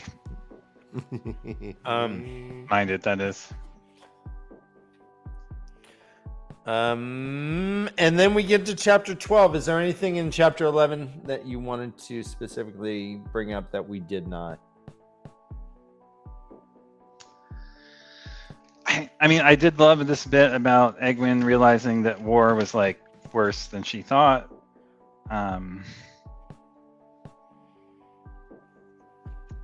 It's interesting to see her recognition. I wonder what that's going to do for her down the line in terms of like her decision making and how she wants to approach the problem, quote unquote, of Tarvalon. And your prediction. Yeah, my prediction. Well, I mean, I think the last battle is different from what they're going to right now, right? But I don't think she has a problem killing Dark Friends, but she does have a problem killing boys, men, women, children, and innocent. Which I think is what she's realizing here. That like, oh, normal people are going to die because we're going to siege a city. Well, and she does have this perspective up till very recently being quote unquote a normal person. Yeah. So she looks around, she sees all these people. How old is she right here? She's like 17 or 18? 18, yeah, maybe. 17 maybe. Yeah. She's been a normal person more than she hasn't been, yeah, for sure. Right. But I mean, she was still a daughter of privilege, being the mayor's and the richest man in town's only, well, not only daughter, I guess. But anyways, but yeah, she had the BMW. Her last name could have been Hilton. That's hot. Yeah. That's what? That's hot. That's hot. That's hot. She would have had all her jewelry stolen from the hotel room. Right? Yeah. Did that happen to her? Yeah. No, false flag. That's a false flag. That's a false flag. False flag on. That's a flag. It was the Paris Hilton 9/11. An inside job. Chapter 12, our last chapter for the evening. Let's go. A Morning of Victory. This one is one of the cooler ones too. It's looks like a poisonous snake because of the diamond head shape of the head, which told right. Ryan, being a book listener, Ryan, guys, Ryan doesn't know how to read. I don't know if you guys, we're trying to teach him, but in the meantime, there it is. Okay, thank you. A Morning of Victory. It's a Celtic. It's a serpentine Celtic, not per se. It's not really an Ouroboros because. Brother Dan, I just want you to know, and the rule of yes and from now on, canonically, I cannot read. Of course. Good luck with that. Good luck with that, Brother Dan. I can't wait to see when I ask you to change your name. And I go, Ryan, can you call yourself this? I can't wait to see what comes out.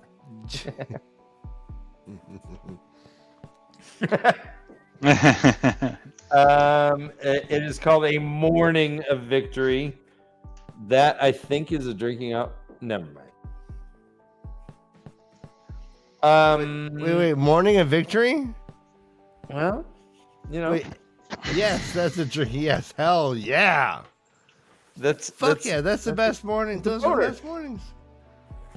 It's boner. Yo, you know, I love the smell of sex in the morning. It smells like victory. It smells like bacon and coffee and pussy. No, just...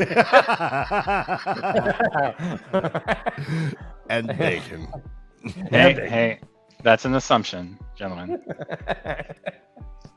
Wait, which one? Pussy? What did? Yeah. Okay. Yeah, might smell like ass. All right. That's what Thank you, Matthew Ryan. McConaughey says. Yeah, bro, we're good. We're good with all of it. All right, so Egwene is like, all right, so she's hanging out with, this is a direct continuation. Lord Bryn's like, yeah, all right, see those dudes over there? There's like 100 people on horseback. Pretty close, actually, not too far away. She's like, yeah, that's Lord Telmanus. I just went and actually talked to him. They're like, treason! You can't talk to them. They're not friends of ours. And they're equating the red band to the dragon swarm. But the dragon swarm are fucking things up all over the place. Like all the farms, most of the farms are all fucked up and burned out. All just there's been just bodies left. Yeah, it's like the dragon sworn. It's like the dragon sworn Inquisition. It's like yes, exactly, Ryan. That's what I was thinking. It's the dragon sworn Inquisition. Dragon sworn Inquisition. Yes. The logical extension of all religion is Misama. Is okay. Take that. We hear that a lot of people have been joining both armies, both Matt's and Gareth's. And it says, quote here, some seem to think the band's luck is tied up in Matt Cawthon and can't be there without him, which is kind of a nudge that he's not there. Right. But it says that the tale is and we still don't totally know what her plan was with separating Matt from the band, but that she hoped to take advantage of the fact he wasn't there to manipulate the situation, right? Well, Matt was tasked with Elaine. Right. And so but remember she says like Elaine, you're over there. Right, but she says given who's in charge now, she hopes to be able to take better advantage of the band, but they just have to follow orders in the way she expects. It was a while ago. It was a few chapters ago, but it was something that she mentioned then. I don't remember. We've been too long, but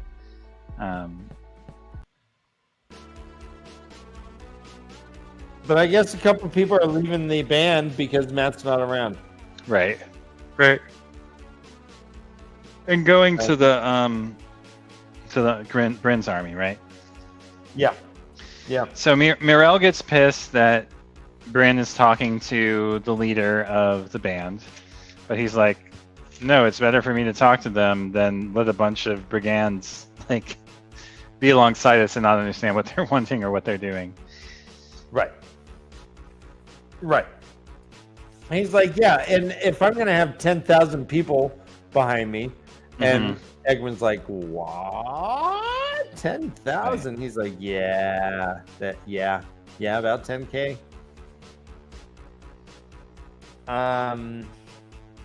But yeah, she's like, oh, you can be flogged for this shit. And Egwene's like, shut up, Morel. Yeah. And no one's going to touch Lord Bryn. You stay in your lane, baby. Back off. There's a little imagery about a red-winged hawk that was plummeting towards an unseen prey, and it says Egwene felt that way, swooping on targets she could not see. But she says, just stay away from Tom Honest again. It was a cool image. Yeah, stay away from Tom Honest. Yeah. Let's see. So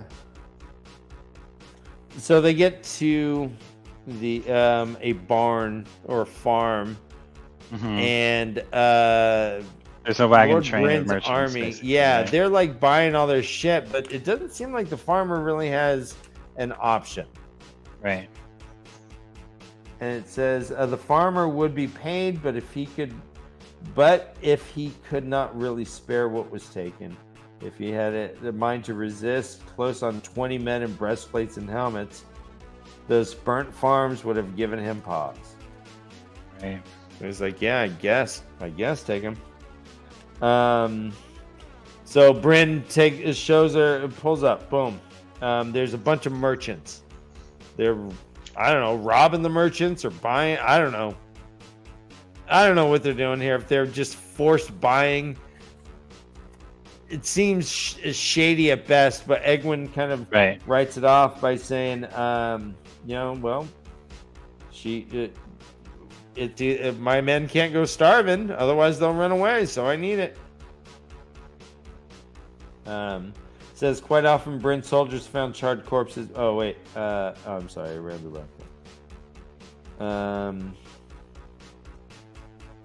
But so there's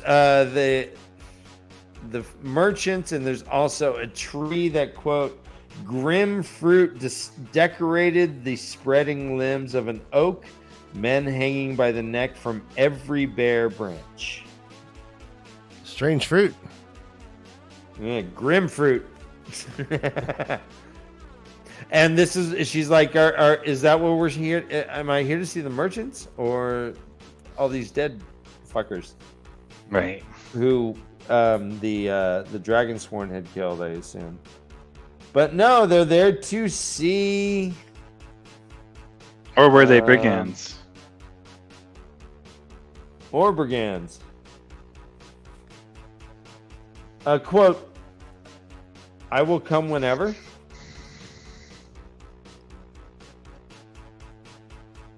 I mean, like, is that true, Dan? Yeah. Yeah. Whenever, at the drop of a hat? I'll come whenever. Okay. Ryan, we're genetically trained to do this thing No, like get it done. A lion could be pouncing on us at any time. We could be as men, we ejaculate once, and we get tired, we go to sleep. Women go on and on and on. They can just like hop onto many dicks. It's genetic. Ryan, how get more misogynist? Go. Get more massages. Misogynist. Get more misogynist? No, this is it's like a scientific like our dicks are like plungers. Like so they can get on many dicks. Is that what you meant? We were competing. And anyways, let's just not move. Like. All right, Ryan, quote, morale began wetting her lips. Yes. No, yeah, Robert Jordan is one of the furriest weirdos like to ever put pen to ink. It's amazing this guy got away with this. Like, Ron DeSantis is going to be like banning Robert Jordan's books in school soon. His book is getting more and more woke by the month. Right? Huh? Like as the world wakes, like we're all like, oh no, like get this out of these children's minds. We're grooming them to think about masturbation. Yeah. So Egwene's like, all right, Bryn, head back. I'm gonna ride with Swan and Morale. And he goes down to the wagons, which is cool. Yeah. He Morale's getting all nervous. All right. Do we need a drink for this comment, Dan? The second coming? I think we got a drink for that. I don't even know if I'm offending anyone, but yes, that is a drinking obligation if I've ever heard one.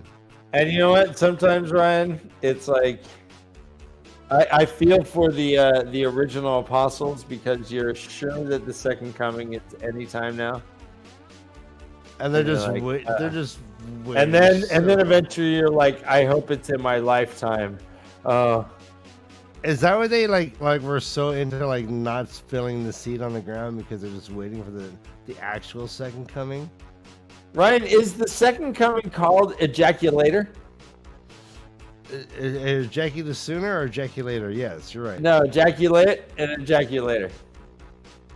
That's how I say goodbye to my friends when we leave the bar. Hey, ejaculator. Ejaculator. Quote. Hard on. Jesus. Yeah, be ashamed. Further down. I mean, is this one? This man is tired. The bargaining we make is hard on us sometimes. What? He has this sleeping dog behind him. It took her a moment to realize what he had done. It made her breath catch. Yes. Yep. I like that. That was good.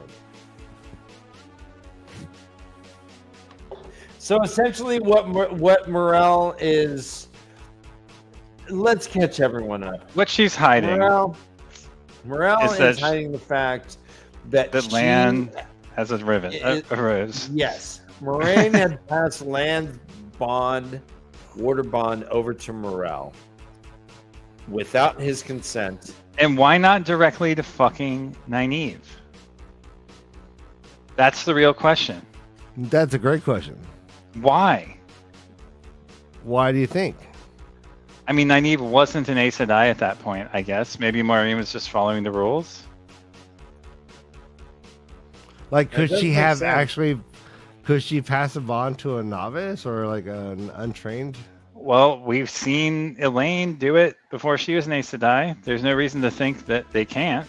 All right, well, good point. Good point. Yeah. So like, why not Nynaeve? Like, why not? Why do the intermediary? Is it pettiness? Again, Elaine's thing was Moraine so petty? Is rare and frowned upon that they kept it hidden. And accepted cannot have a warder, like straight up. But she does. Anyways, quote, her hands kept stroking her. Yes. Thank you, man. I work hard to figure all these out, right? No, I know, and I assess, and then I adjudicate. So they get to a place where both Nicola and hold on. Well, there is this bit that we've already mentioned where Bryn basically says, "I'm yours to put you on the throne at the White Tower," and you're not the I'm not the Halls, I'm not Shiriam's, I'm yours. Right? Yeah. Yeah, Gareth Bryn is like, you had me at hello.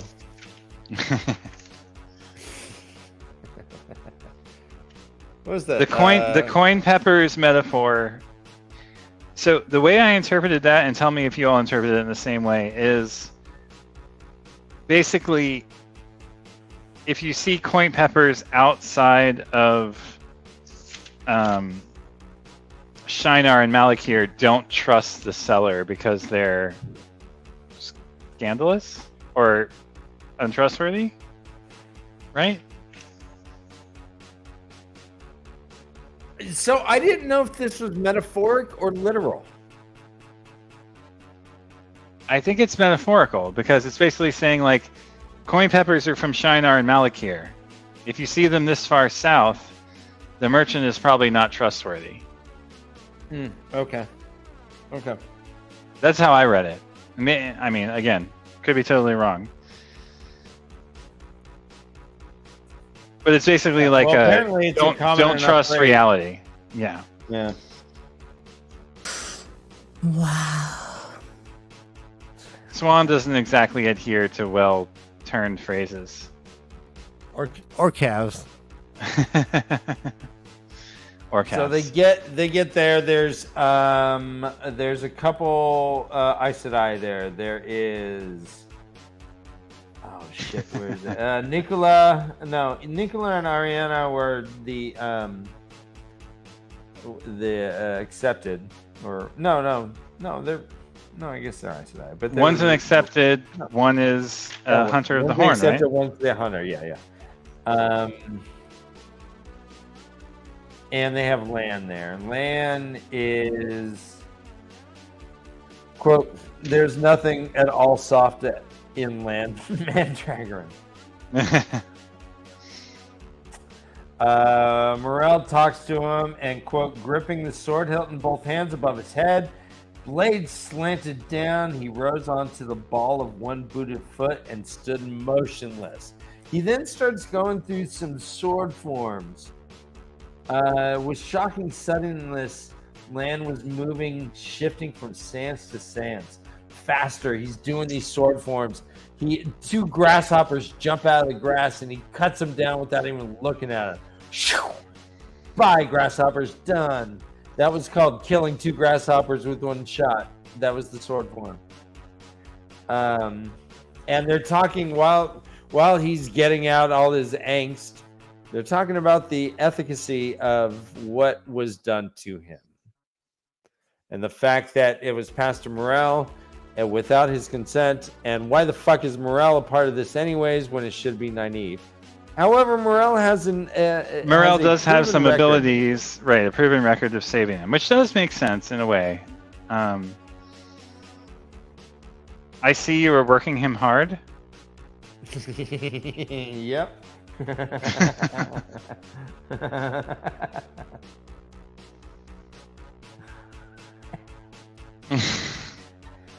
Apparently, that is a method. Tried and true method. Warders. Yep. Is that, And Egwin's like, no, if go to Nynaeve and really trust that shit out. She's like, Nynaeve can't handle this, man. She's like, trust me, you don't know Nynaeve. She handles Sanbui. She can handle this dick. But we also see that Lan and Morel are fucked. He's got a hickey. Yep, he's got a hickey.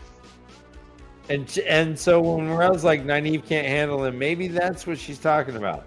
The stallion. He likes to get bites on his neck. She likes to walk around with bat marks.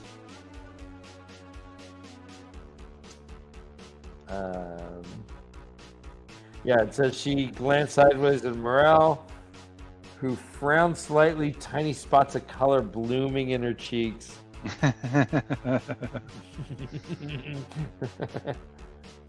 But Egwin's like, hey, no, this is the way Lan is. He needs a purpose.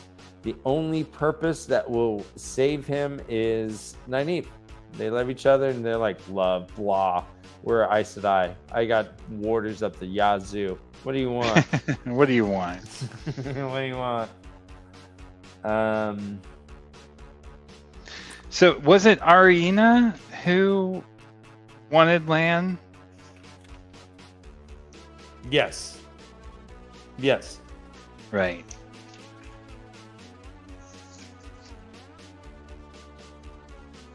And she's like, and Egwin's like, well, all right, blackmailing bitches. You're gonna see my benevolent side.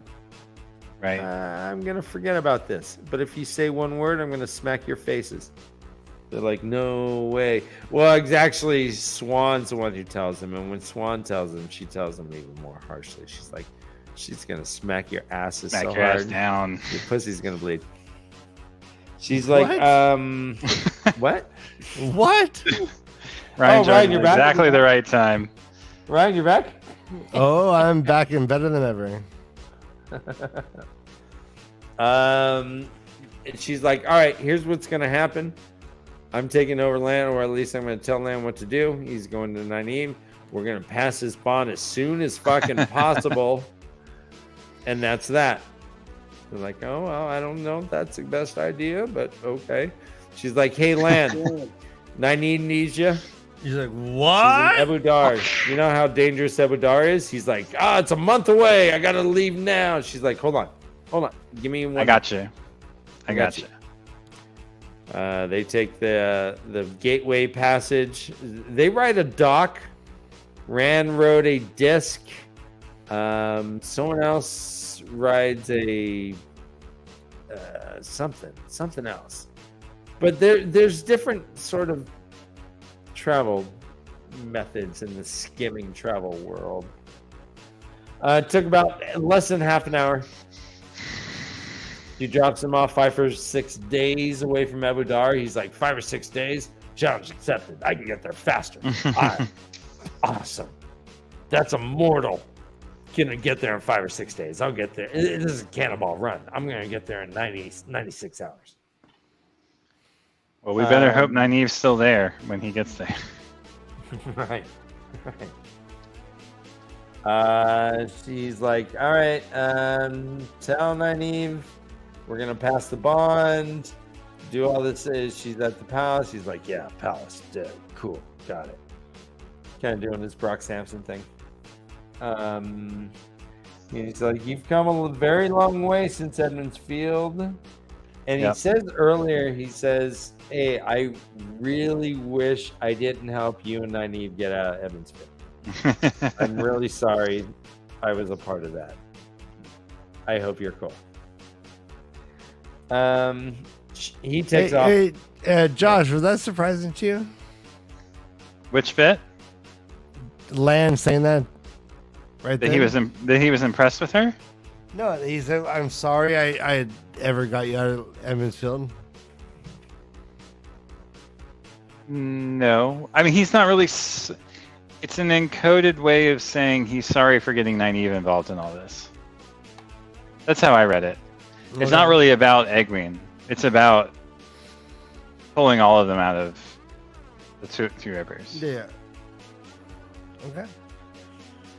Am I wrong about that? I don't know. Was that surprising to you to hear that? Like, I mean, that goes again. Like, he's been like on a 20-year mission to do exactly what he ended up doing. Now he's like, hey, sorry. Yeah, well, now he's not connected to Moiraine anymore, and he can. So did he not believe in the mission? Well, now he's been passed over to Nynaeve, and therefore he sees the world a different way. I mean, didn't he literally just get passed over to Nynaeve? Not, I mean, like, not officially. Like, eventually, like, that was the edict. But yeah, like, okay. Do you not? No. I interpreted it as she had already done it, and now, therefore, he can see the world through the lens of Nynaeve rather than through the lens of Moiraine or whoa! I thought, okay, or Mirel. Okay, faster. Okay, cool. I mean, probably totally wrong about that, but I don't know. We don't know who.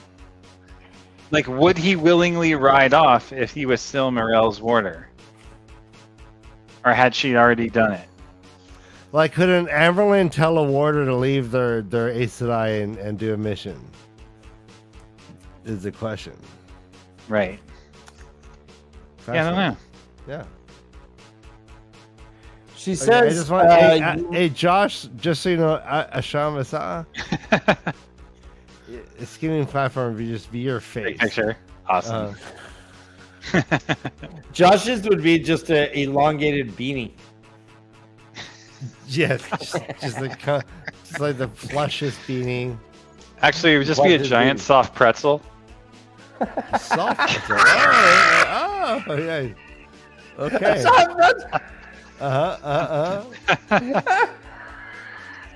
Okay. Everyone in chat, tell us what your skimming platform would be. I want to hear.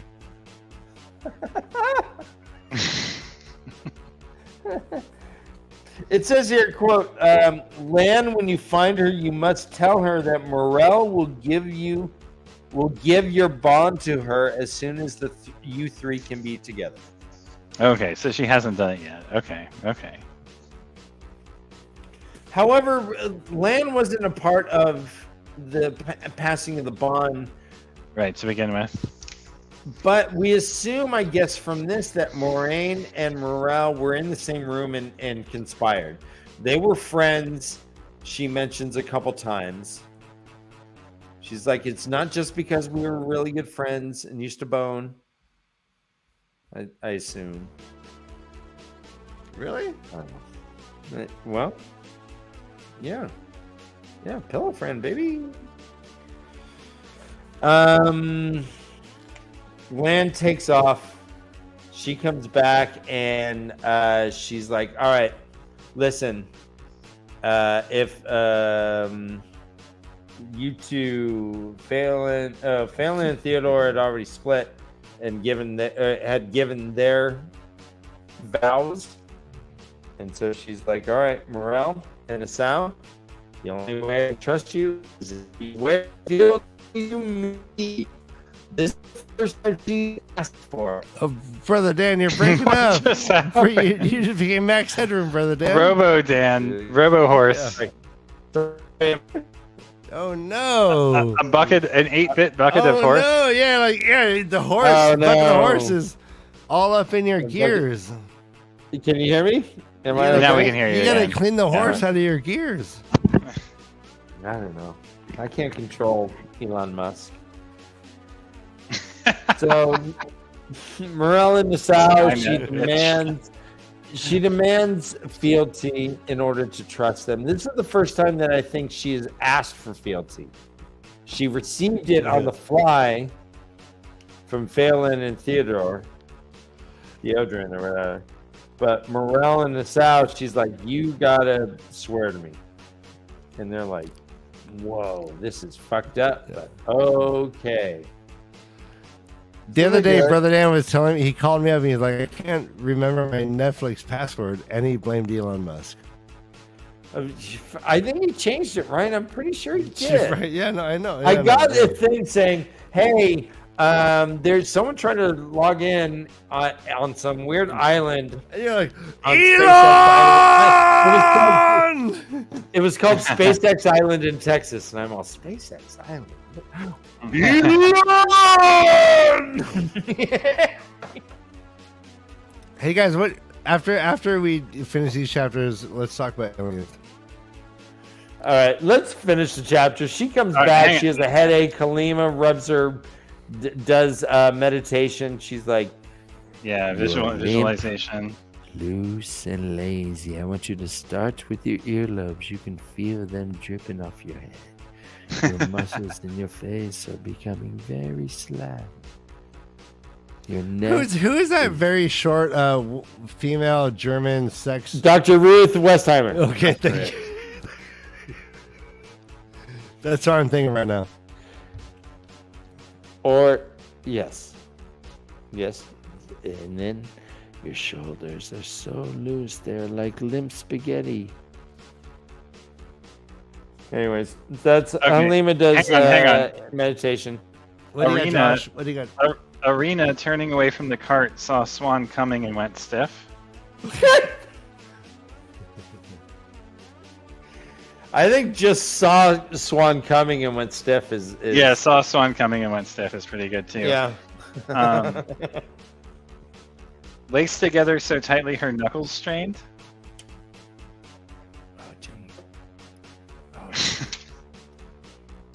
Our friend Dovie got some lashing, I guess, experience. Knows What? how to do that shit now.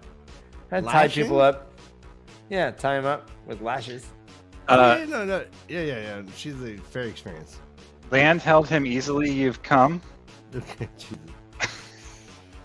Everyone, if you're not done with All right. your Oh, well, beverages- my turn.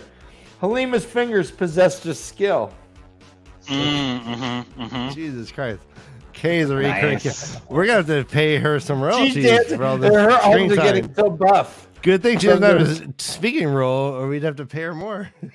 I just wish that the shirt fell down a little more each time you showed the.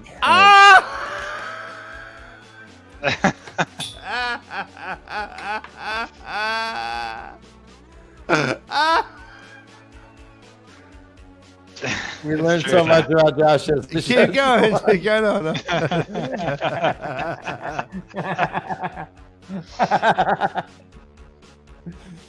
All right, think on looseness, guys. And then that's pretty much it. I mean, the shit about Halima like manipulating Egwin and Egwin sort of falling for her is totally fascinating. Interesting. Bend backwards and put your head between your ankles. I mean, come on. Just put yourself in my hands. Yeah, mind and body. One can't be limber without the other. You should be supple enough to bend backwards and put your head between your ankles. What? Hold on. What are we, Gumbies? You're stiff as a steak. You should be supple enough to bend backwards and put your head between your ankles. I mean, I could do that, but it's like 4 different drinking obligations in one sentence. Stiff as a steak? Not easy. Yeah.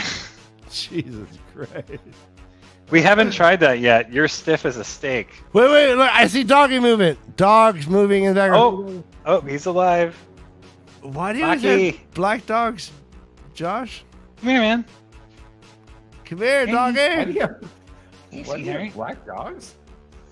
Because it's Black one of the dog. best Led Zeppelin songs ever. How's it go? Black Dog? Yeah. It's the one that goes.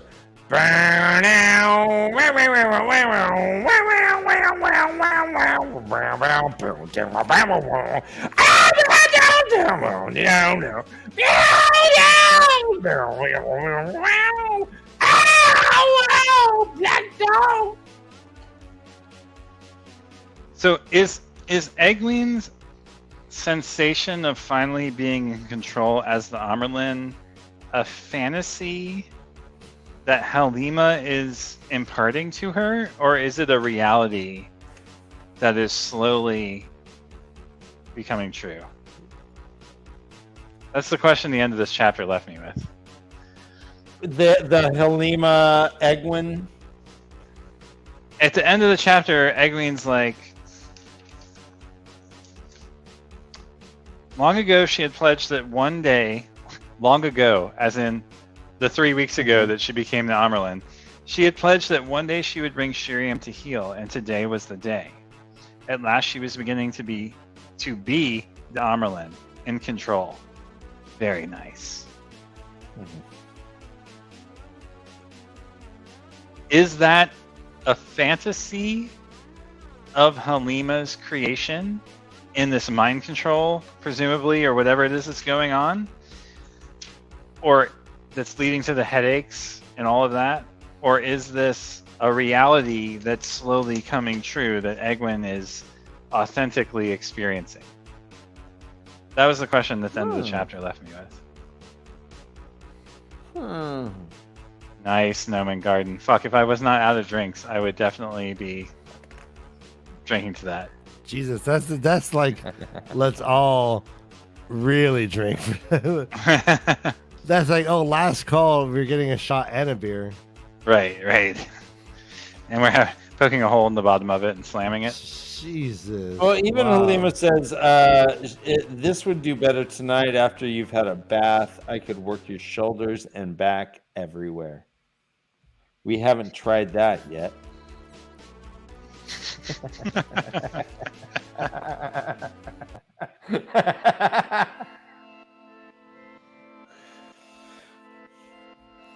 All right, well, I mean, Is there, what else, Josh? Is there anything else in this chapter?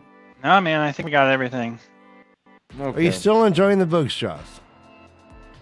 Yes, these chapters were not as good as some of the chapters before, but yeah, it was still a good read. What do you think of Egwin and the Wise Ones and those dynamics? Do you like reading those chapters? Egwin and the Wise Ones and those like their dynamics. Well, there's just so much wool pulling going on. Like, no one's. Is that drinking obligation? I think Maybe. so. I think so. Like, I haven't had my wool pulled like in a consensual way in a long time.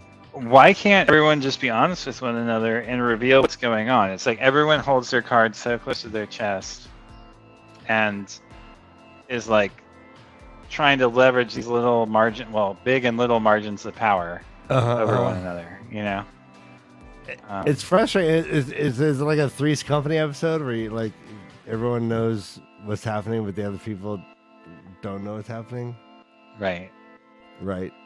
Thanks for yes, Mr. Furley. It's a real Absolutely. Mr. Furley moment. like we're all the readers of the Wheel of Time are just Mr. Furley listening in to the kitchen. And then the Ropers, they did the place after.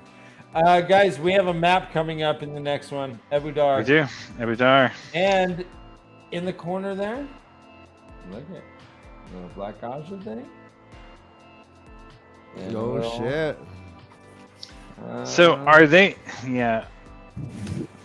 Yeah. So the Rohad is across the river from Ebudar proper. Down by. How were they getting over there before? There's no bridge.